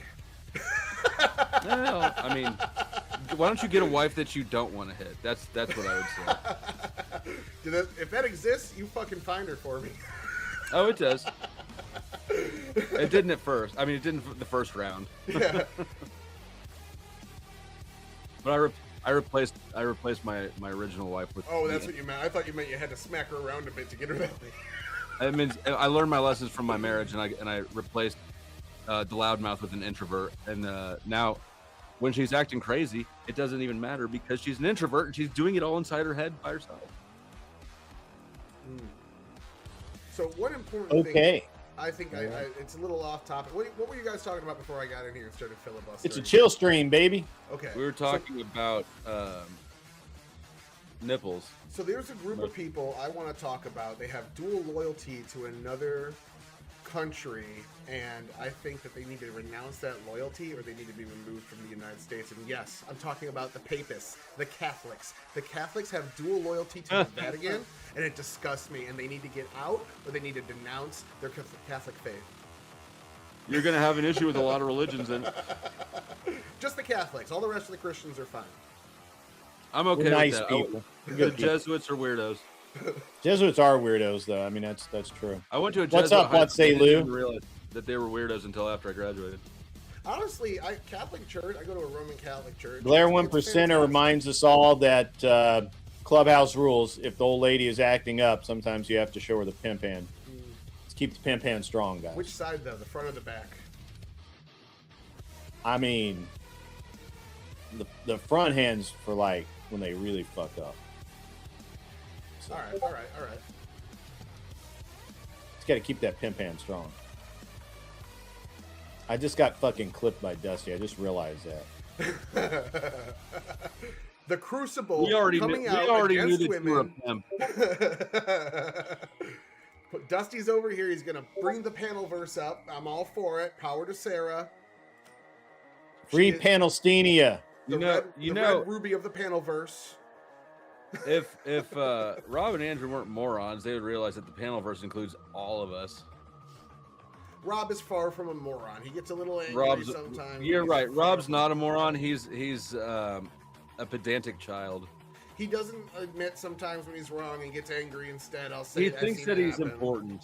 But he's far from a moron. Highly intelligent, great debater. I've taken tips from him and notes from him. And He's shit, he's not he's Taking he's a few rage- L's too from Runaway Rob is a rage baby. I've only argued against him twice. One time it was more just kind of me new to the internet testing my metal. The second time, I proved him wrong. He put me in the timeout box and spent 15 minutes saying I was a leftist trying to pretend to be a moderate so I could usher people into the Democrat Party. You know exactly what I'm talking about. You've experienced it as well. I have. But he apologized for it. He unbanned me from his channel after a year, so we're cool now. Wow, a year. It took him a year to get over that. Well, I just took panels with him. I think he probably, in all honesty, he probably forgot. And then I was like, hey man, you know you still got me banned for that one time you bad faith me. He said, sorry about that. Sorry about the ban. I unbanned you. Here you go. Whatever. So it's water under the bridge, but I have witnessed it myself. Yeah. Cam the King says, all knuckles, baby, when it comes to the discipline. You know what really helps get them in line is these bottle openers. Oh. You know, you can 3D print those. Oh. Yeah, I bought these. I got another one somewhere. I got two of them. Do you have a metal 3D printer? Me? Yeah, my brother-in-law has one. It's fucking cooler than shit. He makes all. I've really been tempted to buy one, but I do not, as of yet, have one. Yeah, he took his computer desk and then he 3D printed a bunch of things that he could like add on to it, and added like 2 extra shelves to his computer desk that like snug, secure, fit. It's really fucking cool. He did a lot of cool shit with his. I bet that's expensive. It is a bit, bud. Programmer money, dog. I'm on that silver money. But, you know, at the end of the day, having a nice real job means I can really just come on here and be honest. I don't have to please any crowds. I don't have to sell myself to anybody. I can just say what I think, and if nobody fucking agrees and subs to my channel, and then too fucking bad for them, because I want to still be me. It's kind of nice. But yeah, I'm real jealous, man. I really wanted to get in on that last night. My dog's in the ER right now with pancreatitis. She's, it cost me like $2 fucking grand, which is crazy, but I just had a bad couple of days. I'm just, you know, but I couldn't make it. So sorry about that. I could have been back up. I hope your partner did half as good of a job as I could have done, because then he would have won it. Last night, no, I mean, he did okay for having come in cold, but again, to be honest with you, I didn't think we were going to rehash the shooting again. I thought we were going to be talking about them grabbing ice grabbing people off the street. I prepared for the entirely the wrong debate, and so obviously, Soy Pill and Loser Box can only debate things they've debated 30,000 fucking times, and which is fine. Good thing you can't print Legos. You're wrong, sir. The patent on Legos expired about 3 years ago. And so they make the shit out of them in China, and they're better than the Legos that we get over here, to be honest. And I don't think China waits for patents to end. I know I've bought a lot of Spyderco knives from China. Yeah. I think they they're probably. I think Spydercos are actually made in China now. So I think they've stolen about $500 to $600 billion worth of U.S. patents in terms of how much money we spent to invest in them. It's fucking crazy. And the fact that no other president has done anything about it because they don't want the economy to see a hiccup is wild to me. You're just letting them get away with murder. If every country did that shit to us, we would go bankrupt. So Reagan put fucking 100% tariffs against the Japanese for stealing our IP, and that finally shut them down. I'm glad somebody else is doing it to China. I don't care if it's a Republican or a Democrat. Well, the Chinese economy is pretty bad right now. Get a Naligu carbon grid, $300, 15-minute setup, and you're rolling. I have I have two 3D printers. I have a what the fuck is that thing? If I hadn't tried to think of it, it's a. I'll think of it in a minute. But I have a Bamboo Labs X1 Carbon, and then I have a. What the fuck is it? It's a massive fucking 3D print. It's the biggest 3D printer I could get at the time. It is a. Now I can't think what the fuck it is. 1 second. I'll figure it out.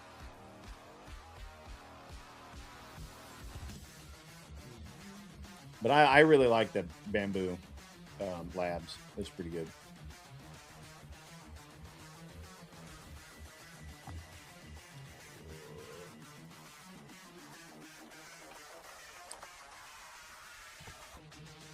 But yeah, so apparently Ice killed another person yesterday.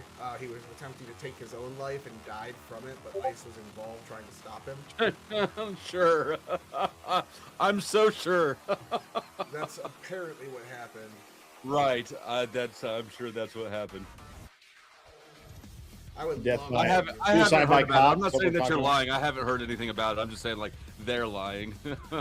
I would love to see Trump throw the Insurrection Act down on some fucking protesters that are obstructing justice. Yeah, there's a lot of thought as to why he has not.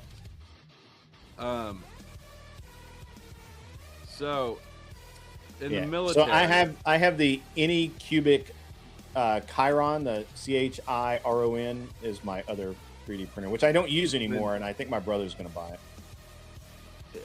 are neither of you are vets, are you? Sorry? Are either of you vets? Veterans? No. In the military, you fire when you're fired upon, right? That's the standard operating procedure. Why the fuck do you want our law enforcement to be less restricted in shooting people than military in a war zone? Because the Well, actually, so it is not you don't fire until you're fired upon. That's actually wrong. Your ROE changes from area to area, and depending on what you're actually doing at that moment. The military has access to significantly more lethality with the weapons that they're allowed to have versus our police force as well. They have fully automatic guns, they have grenades, they have all sorts of. As far as officers of the law, they have a higher. In theory, I don't think that this carries out in practice, and I've heard it argued a lot of times. I just don't know that it carries out in practice. In theory, they have a higher responsibility to basically hold their fire until they are 100% sure their lives are in danger. But at the same time, it's such a nebulous subject. I may think my life is in danger, and you may not. For him to be able to manipulate and control his opponent the way that he was. What objective I feel like measure that's got to get the fucking MVP vote for me. So good job, Chief. I appreciate it. Do you have All right. reasonable? Now, is my it next reasonable chatter for you to gave me believe the that MVP you're award, in danger? so Are you I actually win. in danger? Gee-golly, thanks. So it's an interesting. You know every word I said was It's an true, though, and interesting I can point of view. hear So a few the years smirk ago- on your face as Actually- you're thanking me. So, all right, so we're going to go ahead and move on to Many the years after ago. party, everybody. For those of you who do I not was know, this pulled is our opportunity to kind of get all of the stuff said that didn't get said. This is the part that's not going to show up on YouTube, so if you're not here for it live, you're not going to get to see it. Well, actually, I do allow subscribers to watch the VOD for like 2 weeks, so you guys can watch it and make clips and mock people. But everybody else, you're only going to get those debates. That's wild. Ancom's like, oh no, You know what? No. Being honest. I have to put it out there, Tyler. Just so you know, you're muted. I don't know if we can't Oh hear no, you. I was talking to my chat. Okay, sure, cool. So I do also have to point out that the last 2 weeks, my two MVPs have been Tyler and Let's Chief, and the fact that that debate ended up tied seems just absolutely apropos. So, anyways, go ahead. Yeah, go ahead. I just find it funny. Ancom's like, he was saying ad homs about he was being dishonest and not telling the truth, and I just didn't see that. And then you're like, oh, you did a great job manipulating your opponent. Great job, man. It's like the exact opposite fucking takes. No. So the thing is, the only ad hom that he was actually accused of was a truth when he called you out for being purple. He was trying to calm you down because he was worried about your pulse, bro. However, you were throwing other ad homs first. So again, I justified it. calling him a liar. Okay, fair enough. It's a, we could definitely split hairs about that. But your camera has high blue light, and your face was turning red, which means that you looked purple. It's the Queen sweater, man. It's fucking hot in here. But I will also say I'm that wearing you an did Umbreon promise me you were going to onesie. bring. You did promise me you were going to bring the fire for this, Tyler, and you did not disappoint. So, again, it was a great debate, and I enjoyed it. I'm looking forward to watching the VOD when I do that one. So, anyways. Anybody who That's the knows wrap-up. anybody who wants to jump in here, feel free to invite them. If you guys want to, if you can't see this room already and you're part of the member or a member of the member of the server, just jump into any chat room you can see. I'll drag you on up here as long as I know who you are or somebody else in here says, hey, yeah, that dude's all right. Now, with that said, I'm going to reach for the glass of ice and I'm going to reach for the bottle of whiskey because after this night, I need it. So let's go ahead and hear a little bit more about this social contract theory, people. Welcome in. Okay, thank you. Now that is where I step in. Thank you very much.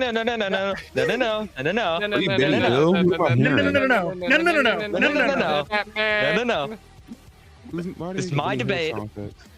Yeah, I was supposed to debate two people at once. It's my pet theory. That's like my favorite thing to talk about. Yep, don't worry, you're gonna get the chance. But cheers, everybody. Go ahead. Let us hear the things you didn't get to say there, Game Boy. But try to make it relatively short. Yeah, so like low key, the only thing that like threw me off was because of like the definition my opponent had of social contract theory, and then Ancom saying he wanted more theory, which is what I thought I was doing, and then he meant like in actuality. I did not even touch that. I was so scatterbrained the entire time. I wish I had like one more hour, but like, there's no way. 30-minute debate, bro. Did you guys? I wish I had just one hit more hour. all of Rousseau's books or what? So I have We to. didn't get to any books. No. So We did How talk do you- about how do you Locke not- and Rousseau how do you and not talk Hobbes, about though. Rousseau? I touched Hobbes. We talked about I Locke, touched Hobbes. Hobbes and Rousseau. Well, not did Rousseau. touch I didn't They were- touch Rousseau because I don't know They were Rousseau. briefly mentioned, or their ideas. I were mentioned briefly Rawls, Rousseau and then is like, Hobbes. Rousseau is like, if Hobbes is one pillar of social contract theory, Rousseau is the other one. Like it's Rousseau I is touched him definitely- in my opening, and then I didn't use. So real So quick, I I wanna- do I really specifically like want to that. hear from Razor, and then I really want to hear from Groofus as well. So real quick, before everybody else just piles in, let the two of them get their thoughts out, please. I Go gotta ahead, leave Razor. too, so see ya. All right, appreciate you, boy. Oh, yeah, it's you're it's perfect. awesome as always. We'll see you soon. Also, Alley Cat's in the lounge. Sorry. Oh, yep. Okay, so when it came to the social contract theory, where I first heard about it, it was because I was having to deal with people constantly do that nonsense of just like, with so much for the tolerant left. I'm just like, who the fuck said we were tolerant of intolerance? And like the tolerance paradox was brought up to me, and I ended up finding out the social contract theory fixes that fixes that paradox. Because what it's supposed to be, at least how I've always defined it, how I always work with it, is that the social contract theory is that everyone in the world has complete blanket tolerance until they do or act out in a way of which they are intolerant of immutable characteristics or they cause harm to others. So it's like a nice little gentle blanket is landing on you, and wherever you're standing, if you're an intolerant bigot, the blanket no longer covers you. You're no longer protected by that contract. Do you know who came up with the paradox of tolerance, just off the top of your head? Karl Popper. John Wilkes Booth. His definition there is a little different than the one that you just ended up saying. Yeah. No, I'm talking about what the social contract theory is. I know what the tolerance paradox thing with Karl Popper is, but this is something where I saw someone explaining the social contract, which ends up fixing a fuck ton of the issues with the tolerance paradox. Yeah, because Karl Popper's ideas suck, in my opinion. Yeah, no, yeah, I'm not, you were on the affirmative for that prompt, or you were supposed to be. Real quick, I want to hear Groofus's take because, like I said, it was his prompt originally. So, One minute. I'm organizing my thoughts right now. Okay, no, cool. Then Circa, how is it you were going to debate the affirmative, even though you think the guy who created the theory was an idiot?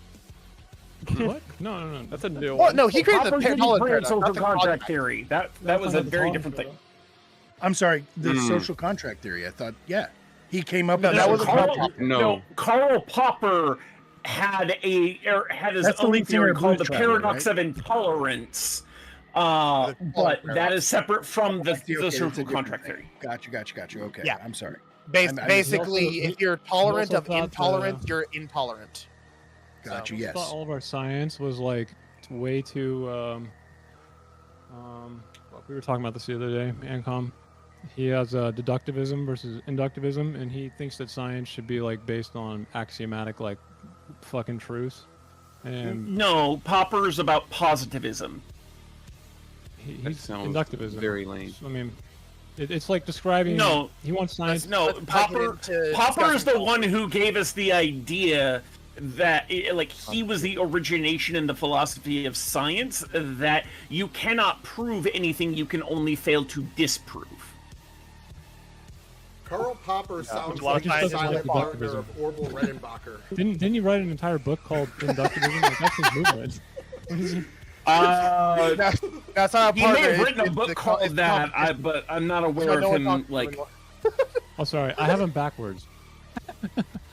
Yeah. He likes deduction and not inductivism. Fuck, Yeah, no. that makes There we far go. more sense Okay, for sorry, I what had I know backwards. of him. Yeah, it made very little Well, sense to can I me answer for the- Popper to be pro-induction in logical reasoning.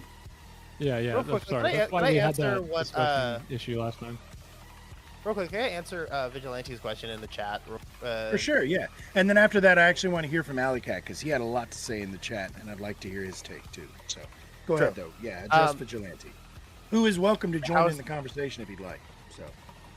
Yeah, how is the paradox of tolerance stupid? Because it leads to that constant loop of if I find you to be intolerant, therefore I will be intolerant of you, then I'm being intolerant, even though I'm being very tolerant of everyone in the world except for you who's being intolerant. So it's the tolerance paradox is dumb because it's that constant loop. With a social contract, circular. it ends up fixing that because because then everyone is tolerated point blank until you are intolerant. The moment you are, you're no longer covered. So I no longer have to treat you with kid gloves or be nice to you at all. Like you're being a dick. I'm not letting you in my society because you're. To be fair, Popper was saying that in order to preserve a tolerant society, you must be intolerant of intolerant people. He was saying that's the paradox, is that a tolerant society must be selectively intolerant specifically to those who are a priori intolerant. And so it's not a paradox so much as pointing out the illogic of people who say so much for the tolerant left when the tolerant left is pointing out that, hey, you can't be bigoted to other people for no reason. Yeah, it's the reason why, at least when it comes to direct, why I'm using that a lot of the time is because of said people that you're talking about who do that so much for the tolerant left thing. It's an answer to the misreading of Karl Popper's theory of the tolerance paradox. It's an answer to people who are being stupid, and it works well. Misinterpretation. Exactly. All right, so now I'm going to kick this over to Alley Cat. What were your thoughts on the subject, sir? What did you think got missed in the debate? Well, basically, the affirmative started off with a definition, basically, of social contract just being an agreement between people, which the reality is that's every contract. I felt the definition was way too broad, and basically he's trying to smuggle in like almost any contract into what social contract theory is. But in the chat after the debate, the negative actually gave a much better definition that basically applies social contract with the ability for government to use force. And I think that's where I wanted to see the debate go towards. Like when I was filling out the survey here, I actually said I was undecided about this because I believe that we do have social contract, right? We like ethics is social contract, but I don't believe it necessarily extends to the point where the government can do anything that they want with the populace if they wish. Okay. Well said. Yeah, so, and I was actually kind of sparring with you a little bit. The one thing that I thought was missed in the conversation was the word valid. We didn't actually define validity. Like, what is the word? Maybe I'm misunderstanding.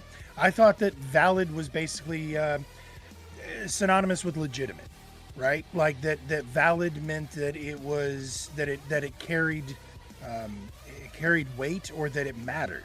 Like something can be real but not matter. So how does and that was one of the questions that I was going to ask, but I decided I'd wait until the after party. How does everybody define? Because like I said, this was not my prompt. This was Groofus's prompt. So I left it as it was, and I'm hoping he's going to be able to defend this. What do we mean by valid in this prompt? Anybody? You know what? Actually, I'm going to ask you, Lonzo. What does the word valid mean to you? It's an argument thing. It's how you figure out an argument. Yeah. It's like a Yeah. So in this case, because we're talking about a theory. I'm sorry. I'm sorry. I'm sorry. Lonzo. Yeah. You look We very are similar, all but today. We are all Lonzo. I am Lonzo. Anyway, go ahead, Lonzo. What does valid mean to you, and what did you think of the debate? Okay, when it comes to the meaning of valid in this sense, wait, this is for the social contract, right? Because I need to read the prompt, right? The valid. The validity of the social contract. Okay, the validity. Is what we're discussing. Okay, I was just making sure. I forgot how the prompt was worded.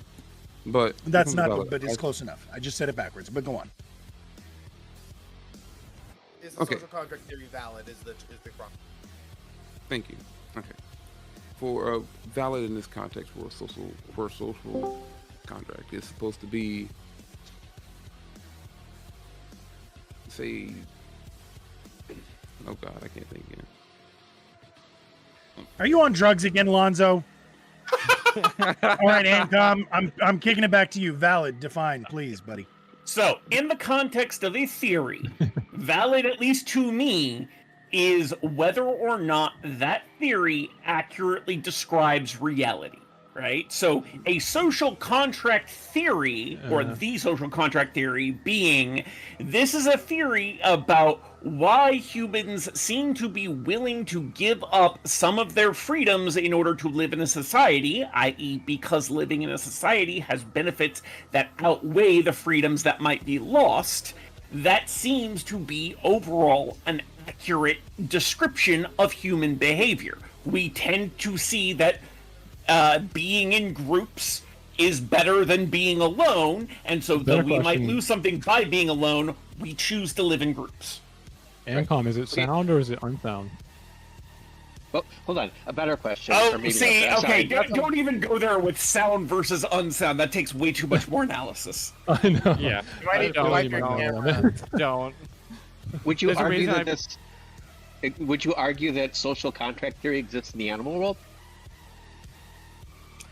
Because there are social species, I would say generally yes, though it may, like, I don't know if they would have conceptualized it in the way that we do, but like there appears to be a social contract among social animal species. Yes. Okay. Like with meerkats. Whenever they just can't when write they it pop out. their head Yeah, out of they have one. savannah. Yeah, when they pop their head out of the thing, that yell out. Meerkats, big cats big cats that collect into prides or whatever. Wolves and other canids that do that. You could go to ants and bees and all sorts of different social species. I have to say, Alley Cat, stop trying to fix your camera because I absolutely love the aesthetic. I think it looks dope as fuck that you're just a little bit blurry, buddy. Back in the old school film days, they used to say that you'd put a little Vaseline on your lens to but I think you might have overdone it just a little bit. This is terrifying to look at. He took the tub with Vaseline and that question, Alley Cat, was actually awesome because that is a perfect. That debunks my questions to you in the chat. Because I was asking about the fact that, like, are you able to have the validity, like any claimed contract is not necessarily valid unless it's actually been somehow agreed upon verbally in my mind. But I suppose that if two animals are able to have a form of a social contract without writing anything down or actually shaking hands, then I guess that. Right. It just needs to be necessarily true. Not agreed upon. Right. And so that's why I was hoping that the negative would push it more towards, does that justify government being able to use force or power, right? Like him, I believe he's an ANCAP, and that's usually pretty much what he's against. And that's why he doesn't think it's valid. Okay. Yeah, he's not actually an ANCAP. Okay.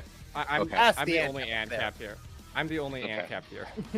Yeah, the guy who created Although the you prompt, do- funny enough. You do have another anarchist in the form of a. Be careful, man. You I'm know, trying a to send you communist. an entire mountain of anarchist research. But it's that's very long. just- I'm a social anarchist, so I still believe in the social contract. So are you there's ready a lot now, of reading. Bruce? The ball is Um, rolling back towards you again. Can you kick it? Yeah. All Yeah. right. So I kind of have 2 points. I was using this time to actually write down, so I wouldn't trip over I know my you words, were. but I know. so I'm gonna do the Let's hear your prepared the- speech. Give me your opening. Yeah. Again. So I would say that people say that we give up freedoms for living in society and whatnot, for taxes or roads or laws or safety. I would say that's not a valid social contract, or sorry, not a valid contract, nor is it a valid theory. It's just saying coercion is okay if most people want it. I would say the biggest issue is I've never agreed to give up my freedoms. No one asked me. Of course, like Game Boy said, I've never signed anything. And if I try to keep them, the state sends men with guns to my door. Certainly, there are plenty of people who go out in a homestead and have almost no interaction with any governmental or social unit that are. And when they do, they usually end up getting shot. I would like to say that the only coercion there is that the only coercion really involved here is that you won't be a part of society, the thing that the government is actually keeping for you. So I don't understand why you're thinking that. No, so this goes into the second point. Okay. This goes into my second point, which is, I think the social contract is inherently destabilizing to society because it rests the initiation of force, taxation, conscription, or monopoly law, which creates a permanent class of people. You don't need all of those who to have a live- social contract. Yeah, none of those are required for the social contract. Those are things that are built on top of the social contract, but the social contract as a foundation does not require any of the coercive mechanisms of a state in order to function properly. There have been plenty of non-coercive... There have been plenty of non-coercive social groups that have managed to survive without any of that coercion and have expressed the overall benefits of living communally without coercive natures. Okay, but Plus, now you it'd have be really hard to prove that is like a bad thing. By the way, like taxes, even if it is coercive, name me a country on this planet that is performing well that has no taxes. And you think that that's causality? It's not just coincidence? What? That they're performing well with no taxes? Just because they've got taxes doesn't make them good, and just because they're doing good doesn't mean that. No, there's a lot more it's to it because for of sure. the taxes. I mean, you're right to ask that. Yeah. Well, Well, you I can mean, give historical. Correlation does not equal causation, obviously. Right. Stuff like that. And you can give historical examples. Right? Go ahead, You can Ellie, give I'm his- listening. you can give historical examples, right? With the birth of the U.S., the United States, like way back, 1890, the taxation rate was under 1%. Are you going to say it wasn't thriving back then? I said in the modern And world. it's Well, okay, it's but interesting that that you're bringing that up. Well, real quick, it's funny that Yeah, you yeah. brought that up to the founding principles good- because it's a good question, somebody though, you asked, mentioned. Yeah, somebody also mentioned that the definition. I don't remember which one of the two debaters it was. Defined the social contract theory as, I think it was you, Desperado, a trade-off of liberty and security. And whenever I heard that, I'm like, didn't Tommy J say something about that? Like, so how was pretty big at the time. social Classical was the liberalism, social right? contract theory in existence before Thomas Jefferson? Like, I Yes. honestly am Yeah, well, unfamiliar with. yes, Okay. for sure. Wait, I have a question. TJ took a lot of his ideas from Hobbes, Rousseau, and others. So all of So these he was ideas informed by the people who pre-existed created- the U.S. Got it. That checks out. All right. And the social contract theory is something that was observed, not created, right? That's what Rousseau and them did. Yeah. They didn't Yeah, create it was a Hence the theory. meerkat.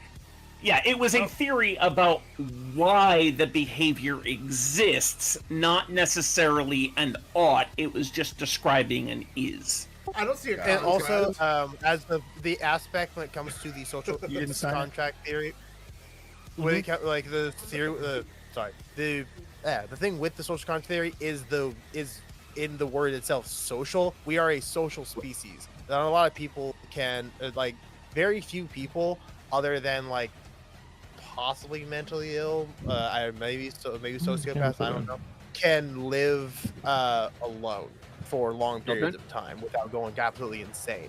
So with the social contract, in order to have the society we currently have, it's to make sure that people are treating each like as Desperado said, that everyone's treating each other well, making sure that no one's stepping on anyone else unjustly. Don't step on snack. And yeah, no snake stepping. Lonzo? I was trying to ask a question for a minute because when I Ali Cat apologize. earlier said the thing about taxation for coercion here, what year? Like he said, America was able to thrive without the taxation in what year? 1890, I think. That's during its beginning. Yeah. Like. Well, no, it the would have been argument. 1890 because like at the very beginning. 1790. So like Yeah, we're yeah, talking you're right. 1780s. 1790. I was off by a century. Yes, you're right. Yeah. Okay. Well, yeah. this is still. Either way, this is still okay. The point the thing I was going to try to say here is that the infrastructure of the country was still generally not on par with some of the more major, like the more major places. I think that infrastructure was not equally as well built across the country. I'm saying that taxation prevents that issue. Whenever you don't have taxation, some places, specific places that are the most people living there, most businesses there, whatever, will be much better than the places that are farther apart in the country. And when you say the health of a country, you're referring to the entire country, not just certain sections of it. So I think that taxation, I don't think you'll find any examples of countries that had no taxation, that had a general, right? So like a taxation, general, you know what I mean, like level of infrastructure. Success. So taxation at the federal level really didn't exist in the United States up until 1860 with Lincoln trying to pay for the war, right? So that you would have to be true all that. You would also have to go in the fact with this is bringing it back to the libertarian ANCAP argument is that their argument is that these services would be created and funded privately. And therefore, you were they before Lincoln? That is just not going to be The infrastructure was privately funded. Yes. Oh my God! Almost every road in the nation was.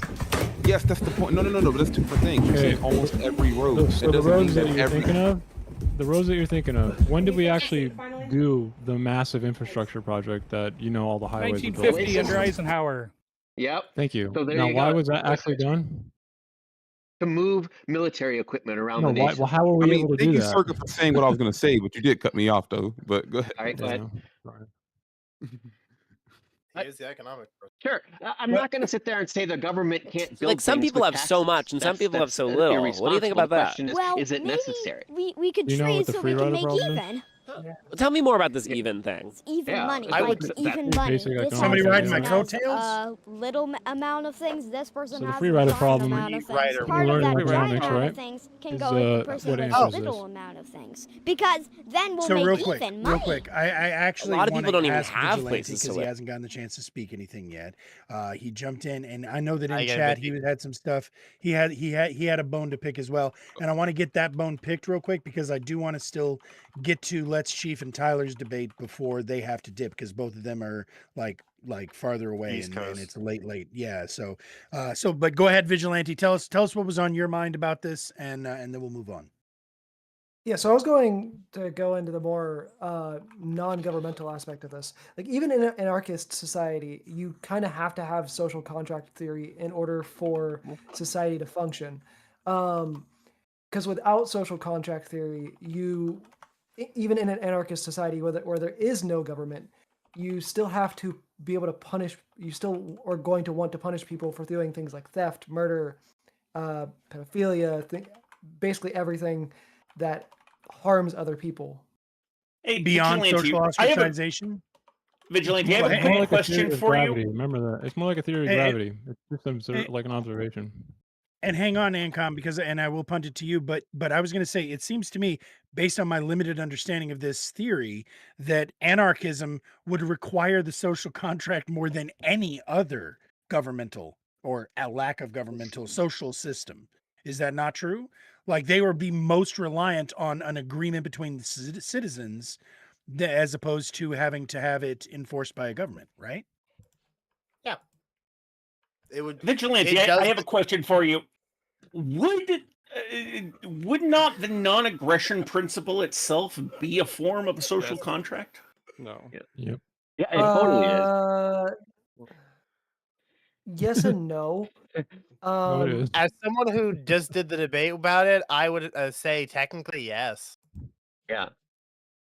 There's I a mean, reason I this- said yes and I no. even- There are parts of it where it would still enforce a social contract, but there are also This is how it. Well, based no, on but the the whole It is point of valid, a though. social contract is saying that like there are certain freedoms that we have to restrict in order to live in a group and reap the benefits thereof. And the non-aggression principle is one of those rules that you have to abide by in order to continue living in a society and reaping the benefits of living in that society. So I would say that the social or that the NAP is in fact a form of social contract. Who enforces that though? I would agree. The state, and Yeah, it's this a is- classical liberal take. So yeah, it'd be the state. Hold on. I want to know who enforces the nap if a bunch of libertarians, these nappy-headed hoes, are running the country. I mean,